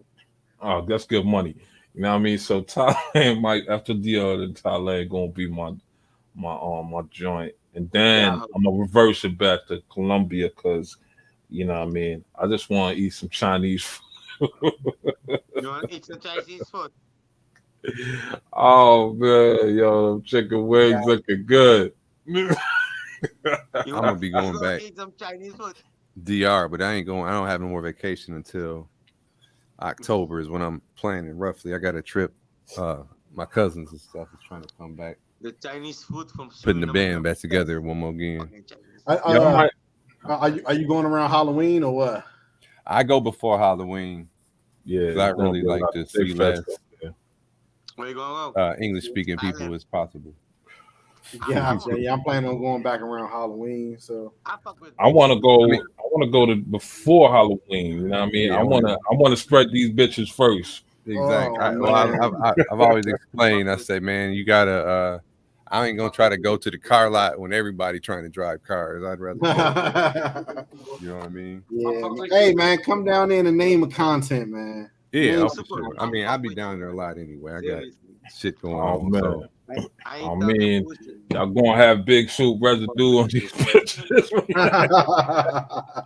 And really, my trips ain't been Chica driven in quite some time. So yeah. All my trips is whole driven, son. Oh, I know. Oh, we know, sir. All that. We know that. I don't take pictures for evidence. I mean, I'll take a quick snap, send it to my man, then delete. You know what I mean? But other than that, I don't really hold on to them joints like that. You know what I mean? Because oh man. So it's October for you then too, Quis? So you ain't going nowhere before then? I'm going somewhere in October. I'm going to Colombia. I mean, August. Okay. Colombia. Yeah, I want to check out Colombia, man. I really since they didn't. You haven't been? There. No, I never been there. I can't go. Oh, Jay, yo, we need to make plans then, nigga. Yeah, I'm going to Colombia August, and then September I'm going to what's it? Amsterdam, London, Germany. Man, yeah, I love London, son. Spain. I want to be like you when I grow up, bro. You can do it right now, bro. Just get on the plane. My baby mother's in London. Just got to figure out how to pay for it. Your baby mother's in London. Yeah, son. You know London, what I mean? Ontario, where? London, where? Nah, London, man. What's that? LMA? And fucking what's that fucking less what the fuck? It started with an L, man. Fuck. Damn. I don't know, man. I know Lewisham. Yeah, Lewisham. She's in Lewisham in London, son. You international with you, but you never been yo, over there. To be honest with you, London was my first international trip from the US. London was my first international trip, and you know what I mean? Why London, bro? Me and her, we had so much fucking fun, man. Yo, I love her, man. She sounds, I just love that British accent, son. You know what I mean? Even when she was mad at me and she was talking some shit, talking about, you taking a piss? You taking a piss? Because I was looking at other bitches, you know, other bitches came by, I said, damn. And then she looked at me, you taking a piss? I'm like, wait, what? Taking a piss? What you mean? Are you really gonna fucking look at her and I'm here? I said, yo, bitch, relax, man. You're right. Yeah. Yo, Rico, run in the wall one time.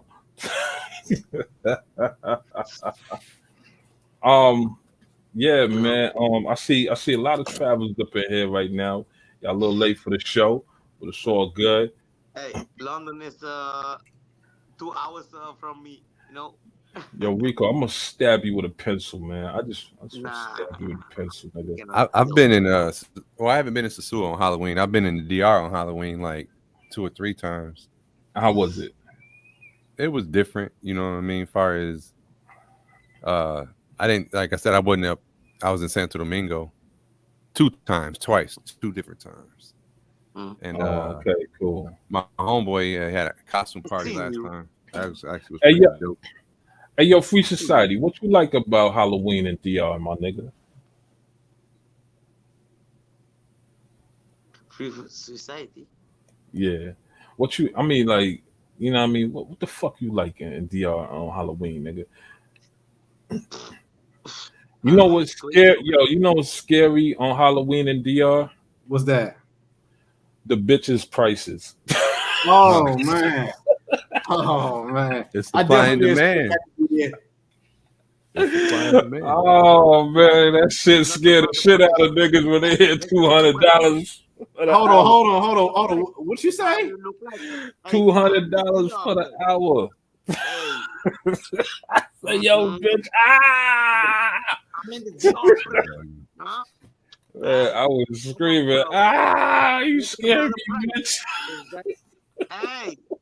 Hey, come on, bro. Oh man, yo, a lot of niggas, but this time around, a lot of niggas is gonna be terrified, man, for Halloween. And I'm hearing bitches ask for 300, not pesos, dollars for 1 hour, and niggas is actually paying that. Come on, man. There's got to be people Come with on. low levels of experience. And they talking about, yo, man, look at her, she's bad, nigga. Trust me, she's worth every. I said, yo, look at her, nigga. I already had her, nigga. 2,000 pesos, nigga. When's, Yo, when the last time you been to Boca Chica? Who, me? Not too long ago. This Did year. you guys ever go to I was my over there. country? Suriname. I was there. What? March, I'ma April. show you April. guys that. Yeah, they I don't know. Okay. Do you? I'm trying to think how to explain it. I will show you guys. But There's in my a country, it's large fucked up area film, you know. It's fucked up kind of film. behind the But strip. no, no. It would be like one of them streets that run parallel, but it was this big area. If you look, I mean, I can find it on the map. I'm tripping. I'm gonna find it on the map. But they trying to bring it back. So I think somebody finally sold the property. They're gonna start a new development there. And so I had heard that in one of the chat groups, and then more recently, I saw, I don't know if it was on Instagram, because I in a lot of I follow a lot of real estate, DR real estate channels or whatever on Instagram. Yeah. So they show stuff about Bani, Santo Domingo, just properties for sale. Then I seen one that showed Boca Chica, and I'm pretty sure it's the same that same area that I had heard about in the chat group. That they start, it was like a blueprint concept where they selling like plots of land to develop. You can get in early, and they had a good price. And I'm like, I bet that's what I just heard about. But I say all that to say Boca Chica might be making a comeback in the next, 5 years. I actually been debating on going to Santo Domingo, which I've never been. Oh, wow. Whoa, man. Yeah, Whoa. you gotta I've go. been to So like 6 times, but haven't been to Santo Domingo. I've been Yeah, debating on it. I'd be in sore Puerto for Plata. me. Yeah, it's a sore for me is like a couple day trip. That's it. I can't stay no longer than 2 days because that shit right there. You know what I mean? I don't know, man. Like Santo Domingo for me, I like it because all them bitches that's in Sosua is actually from Santo Domingo. Yeah. So what do you like about Santo Domingo better than Sosua? Sell me on Santo Domingo. Tell me why I should try. You want me to go first, or you want him to go first? Anybody, whoever want to go first, I just want to hear because I've been debating on it. The nightlife is dope. The nightlife is dope. Especially if you got you. It's better than Sosua. Yeah, because it's more real. Like, you know what I mean? It ain't just a bunch of fucking Americans, you know what I mean, trying to just get at the whole. Yeah, it's way more local, and it's your superpowers still work there the same though. Yeah, but this time you don't gotta pay. You know what I'm saying? You really meeting like regular bitches. Even though it could be regular bitches, they might work in Sosua on the weekends. They come back and be regular bitches on a regular day. Like so what's the best day to go to Santo Domingo then? Is it during any day? Everybody leave? Any day. Any day. It's lit. It's lit all the time. You gotta go to the Mixer club. Paris Lounge. Paris Lounge. Yeah, you just hit those. Like if you'll get your content you need for sure. Mixer and Paris Lounge. I might go next week. Hey, damn. And real talk. I might have to go next week too. I thought, but I don't know if I can get it off because I got to get down there for some shit that I really should be down there for real quick. But it's my last week of vacation, so I don't want to use it just yet. And I was thinking about going next week if my my manager at work, he's on vacation, and I don't know, we can only be one of us off at a time. But I don't know if I would go the whole week or just like 3 days. But I'm trying to find like if you're in Santo Domingo, son, I mean. Yeah, Blue Mall, you can bag some bitches in Blue Mall. You're not approaching them on, cuánto peso. You know what I mean? You're approaching them like, hola, ¿cómo está? Blah, blah. And then, you know what I mean? It's like, yo, can we talk? Get your número? Like, oh. And then, if they're single, they let you know, I'm single. If they're not, they let you know they're not single and shit like that. And then, like, all right, cool. You know what I mean? But it'll take you a couple days to get to know them bitches and shit like that. But it'd be all worth it. You know what I mean? All right. So how far is the airport to the actual like main popping spot? All right, you looking at the map right now on the screen. All right, Yeah. so it depends on where you're gonna stay. If you're gonna stay in the capital and shit like that, you're looking at about half an hour to 45 minutes. Yeah, with You're gonna stay in if Boca you're looking on the Chica. map right here, you see. Yeah, if you're looking Boca to stay Chica. in Boca I usually Chica, stay in though, Boca Chica the last Yeah. day. yeah, if you're gonna stay in Boca Chica, it's like 15 minutes from the airport. So if you go to Okay. the airport, So Boca Chica. Where do right y'all here. recommend staying at? I need to show Um, you guys my country. Huh? are you gonna be renting a car? Nah. I need to Okay, guys so All right. see my you country. want to stay. You want to stay in the colonial zone. Yep. Zona Colonial. Zona colonial. You want to stay there. That's if you're not if you're on short time. If you're on short time, then you want to stay in short Boca time. Chica. Then you want to stay in Boca Chica because you just want you want to make sure you get one off. You ain't got to talks. But even in Boca Chica though, if you leave the tourist area and walk a little further down where the supermarket's at, and then walk those little neighborhoods, you're good money in those neighborhoods. You know what I mean? As long as you don't do nothing crazy or act crazy or shit like that, you good money in the neighborhood. You're gonna see something walking, you just say hola. All right. So what's the tourist part? So let's say I'm looking for a Sosua type vibe. Where should I be staying at? And Boca what is Chica. the garden of Santo Domingo? Boca Chica, but it's like weak. You know what I mean? Sosua is Boca Chica used to be Sosua. You know what I'm saying? But it fell off.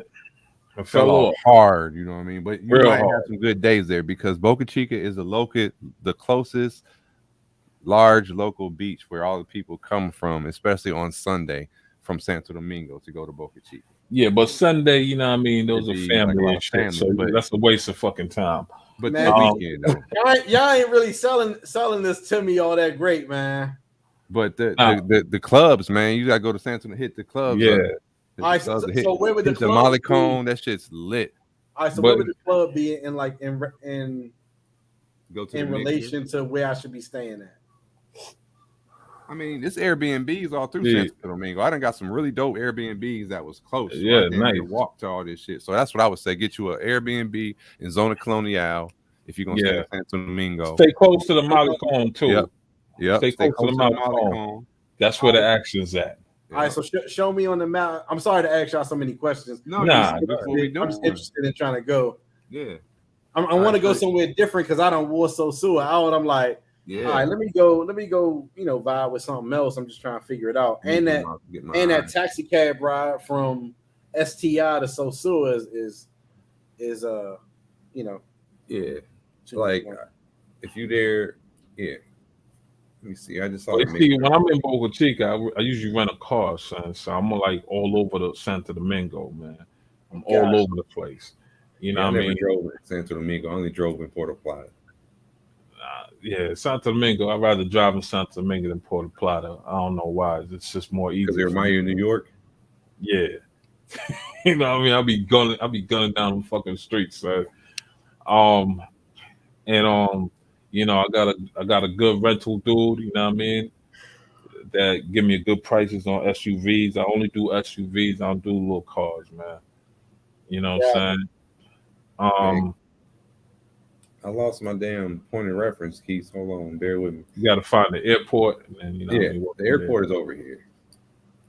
So boom, land at the airport, a little 30-minute ride in Santo Domingo. Okay. Come over the bridge. Yeah, come over the bridge. Come over that bridge. Boom. You're in a whole city, man. All right, so I'm in Zona Colonial, right? And where's that club, the Mixer at? Because I saw some videos. All right, you in Zona Colonial, I'd be like, here's a spot you got to hit just on some touristy shit that's going to let you get all the eye candy and shit you're going to see in while you looking down there. This place right here is a good spot to eat. Adrian Tropical. It's open 24 hours. It's right there on the beach. You can sit like over the steep. Far-ass walk from Zona Colonial. No, all the area is Zona Colonial. Yeah, the whole area. Oh, gotcha. But you see the walk though, you're gonna see mad regular bitches. I wouldn't say regular bitches, but you know what I mean. you be seeing like all the bitch, like every single bitch that you see is Sasua. They usually from these areas. Yeah. Gotcha. So y'all don't have. So I don't mess with Airbnbs. So y'all don't have no like no. What's the top hotel I'll there? I say Airbnb is way better though Yeah. than the hotel. What's wrong with the Airbnbs? Yeah. So in my opinion, from what I've seen, if a chick is going wild out, it's going to be at an Airbnb. It's never at a hotel. Nah, she can't see the thing No, with them these places got Airbnb. guards at They the got thing, they gotta check they got that, yeah. securities and all that shit. And if these bitches wild out, the guards will come and kick these bitches out, just like a Right. hotel. You ain't gonna be in a scenario where somebody gonna wild out like there. In Yeah. Santo Domingo. Yeah, I don't think so. And It ain't like how like some of them Colombia stories where you hear motherfuckers bullshit, and you know what I mean. Like that ain't they vibe more so. This place right here, yeah, this is the mixer. I can't get my Okay. shit to load up. See, you get more drama in a hotel than you would at an Airbnb. You know, I've seen more drama in a hotel than an Airbnb. You know what I mean? And hotels be trying to charge sometimes. Depends where you stay. Now Yeah. they have a couple 5-star hotels that are in Santo Domingo. Those ain't guest friendly. The Sheraton, the yeah. Trust me, you gotta go Airbnb. Airbnb. All right, okay. I'm gonna take your word for it. You will not be disappointed. Yeah, they got some immaculate. Because you could do some dirty shit with these bitches in the Airbnb that you can't do in a hotel. Yeah, you gotta relax. Big super, he always go. And then here's the thing. Like if you meet a regular chick and you got an Airbnb, they actually think you live there. You know what I mean? If you don't tell them nothing, you live there. So you know what I mean? These bitches want to cook. Man, you would mess around and meet somebody in the lobby of an Airbnb. Like a lot of Airbnbs be like luxury apartments in a building. It's, especially in the capital area, you're gonna have these Airbnbs in luxury buildings. You know, good prices too, man. Like $80, $70 sometimes. Even less than that. Yeah. You know what I mean? And some of these bitches, like they be actually, you know, they be coming off the Malco and you know, meet bitches on Malco and they be hanging out in the lobby and shit, or hanging around the hotel or hanging around the Airbnb. You be like, yo, what's up? Like, yo. Translation, you definitely can meet some regular people that can become good friends. Or I'm picking it up. Or if you want to bypass all that, you know what I mean, you could pre-book your bitch. You know what I mean? Just go online and meet a bitch that you like and be like, yeah, you know, okay, I'll be down there. I'm staying in the capital and she could come over and shit like that, blah, blah, blah. You don't have to, you know. But the mixer, you want to hit the mixer, you want to hit Mr. Grill, right? Which is right next door to the Santana Barbershop now. So that's another little, you know, like your little tourist checklist just to see, you know what I mean? It's right there in the same little plaza. Mr. Grilled is 24-hour food, but it's a lit spot. You can literally go there and it's like it ain't cheap, but it ain't real expensive, and they got good ass food and it's always lit. I'm trying to see how I can find an Airbnb right by the mixer. I'm trying to figure out what I can. Yeah, you type in Molly Cone, or I can when I get offline and shit here, I gotta probably get off at like 8 o'clock. I get ready to go to work. I can send you links from my Airbnb of all the ones I stayed in. Oh yeah, I'd appreciate it, bro. Yeah, I'll show you that because I stayed in some fucking real nice ones that you know what I mean that I stayed in. Even like I got the owner's numbers offline. I got a couple videos on my channel of you always get that. You always get that. Like they'll you know they'll give you their number and shit so that way you don't have to do call Airbnb. Especially and they you cut a video, they price. be hype on it, you know. But and they give you a better price too if you call them direct instead of going through Airbnb. Sounds good to me, bro. I might go out there next week, depending on what I got going on. Let's see. I'll shoot you some of my list. Because like I said, you know, man, sometimes when you go into like Sosua, and you know, I stayed at Casa Valeria last time, you know, that's my favorite spot. Oh yeah, I just did a review on that on my channel, yesterday. So I think really, you know what? That's like one of the first videos I've seen of yours. You did a video before on Casa Valeria, didn't you? Or some hotel? No, I did it. It was New Omni, Garden? New Garden. Yep. New Garden. Okay. Something Yep. you did like. I saw that because I did a video on New Garden, but I didn't publish it, and I was just being anal and editing my drone shots in it. Then I seen your shit. I'm like, oh, this nigga done beat me to the punch. Who is this dude? You know what I'm saying? Put that shit out. Put it out, man. Yeah. Like I said, I just did like a 3-minute video, Castle Valeria. It's pretty good. It's moving right now. So yeah, I definitely think it's a good spot. Nobody disrespecting you, blood. You bounced out. But yeah, I like Valeria. I like New Garden. I think that's always like just I started at Tim I put me up on New Garden a while back, and I was staying there. Then I just liked how it was central, and then I went over to Valeria because I wanted just to check the next hotel out so I could do some videos. So I got my standard shots and I opened the door, walk through, get my walkthrough. I would do that anyway. Every hotel from Cabaret. You ever stayed in Cabaret? Nah, man, I've never been anywhere outside of man. You'll love Big Super. You ever stayed in Cabaret? Nah, I never fuck with that. I usually stay at the Diamond Boutique or what's that? Europa. Yeah, Cabaret is a town down the road. Like that is once if you start going to Cabaret, Rod Lewis put me up. Yeah, he always talk about Cabaret. I'm like, that's that. I can't mess with that. All the way out there. It ain't though. Yeah. It's literally like 12 minutes drive. It's the next city over. You know what I mean? And it's totally different vibe. Especially even if you wanted to scoop something in the Sioux and then shoot to Cabaret and go to the beach over there. It's way better, laid back. I'm telling you, like I don't even. That's my new shit. I'm even considered like because I want to move there eventually. I like Puerto Plata, and Puerto Plata is where I'm planning on living at. But yeah, I really a nice bad bitch in Puerto Plata. Oh my god, this bitch Cabaret is so thick. Oh man, I fucked her in so many ways, boy. Oh man, I missed that bitch until she told me if I can give her some money for a cell phone when I came back home. I never talked to her after that. Come on, why you in Western Union, Poppy? Nah, I mean when I first got in the game, I was in Western Union, Poppy. I ain't man, first time. But it wasn't nothing crazy, you know what I mean? It was like, $40 here, man, Kevin Samuels ain't died for this, man. What are you doing? But I was a rook. Nobody told me, yo, when these bitches send you empty refrigerators and IV pictures from the hospital. And holding the baby with an empty pot. Yeah. Oh, yeah. Yo, these bitches be wild. So, bitch, send me a picture holding a baby and an empty pot in the other hand. But here's the crazy thing. I'm like, who the fuck took this picture? How you have a baby in one hand and a pot in the other hand and was able to take the picture? Somebody else that was the connect. I say, that was the baby daddy taking the picture. Yeah. Baby daddy like, yo, we gotta make this nigga pay. Yeah. You ran into these. This is what you ran into right here. So what do you know in English? Él dice que sabemos en inglés. En inglés nosotras. Yes. Muchas cosas.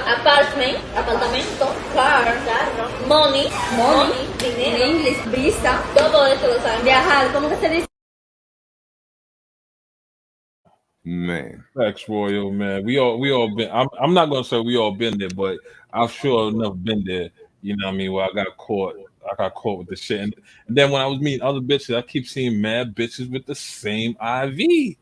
So you know what? I started sending pictures of me with IV in my arms. I took pictures with me with IVs in my arms, and I went online. No, that was steroids. and downloaded empty refrigerators and sent it back to them bitches. I even sent a bitch pictures with a car with no tires and doors. Man, you crazy. But hey, man, I gotta get ready to wrap this up. I gotta go to work, man. So, Big Soup, you got any closing comments? Oh man, it was good talking to you fellas, man. Hey, yo, man, I definitely appreciate you having me on your channel. Hold on one second. I'm gonna give you the big screen for your closing comments there, Keith. Hold back. Oh yeah. Go ahead, Soup. So yeah, it was a pleasure meeting y'all, man. It was a good conversation that we had here, man. A lot of laughs and jokes and shit like that, and a lot of information given out. You know what I mean, Keith? I'm definitely subscribe to your channel, and I'll put the channel in the link so I can just copy and paste. It's more easy that way for Yeah, me. we do that real quick. and I stuff, did it yeah. earlier. Let me see. But salute to y'all, man, and can't wait for the next episode. You heard? Yeah, man, for I sure. think this is the copy and the link right there for him. All right, Quis. Yeah, you got the floor. Yeah, man, I appreciate you for letting me come on. 20 questions was great. Let's do it again someday. You're always welcome on my channel. Come up, spread your channel, spread love, whatever. Anybody in the chat, definitely check out In the Streets with Quis. Yeah, man, it's definitely on the rise, and I think it's a good channel for information. It's quick. You ain't got time for all that fluff. You know what I mean? My videos are quick to the point. You want to see some chicks, you want to get some information, come over there, man. Word. Salute his channel for sure. I like the edits, all that. You inspiring me. But yeah, thank y'all for tuning in. Once again, keep this going here. Morena, if you're watching, coming at you next soon. Drees TV. And y'all, drop it in the comment section in the video, man, who y'all might want to see on the 20 questions. I really appreciate it. It's fun. It's a good conversation, good building. Quis, like I said, man, I really, really appreciate it. We got to for sure do this again and get on another panel because there's so much shit. I started writing notes down just on some video shit I wanted to ask. So I got to finish that up. But with all that said, folks, thank y'all for tuning in. Subscribe to that second channel if you haven't already. Jay Morgenheim, and I'm out. Peace.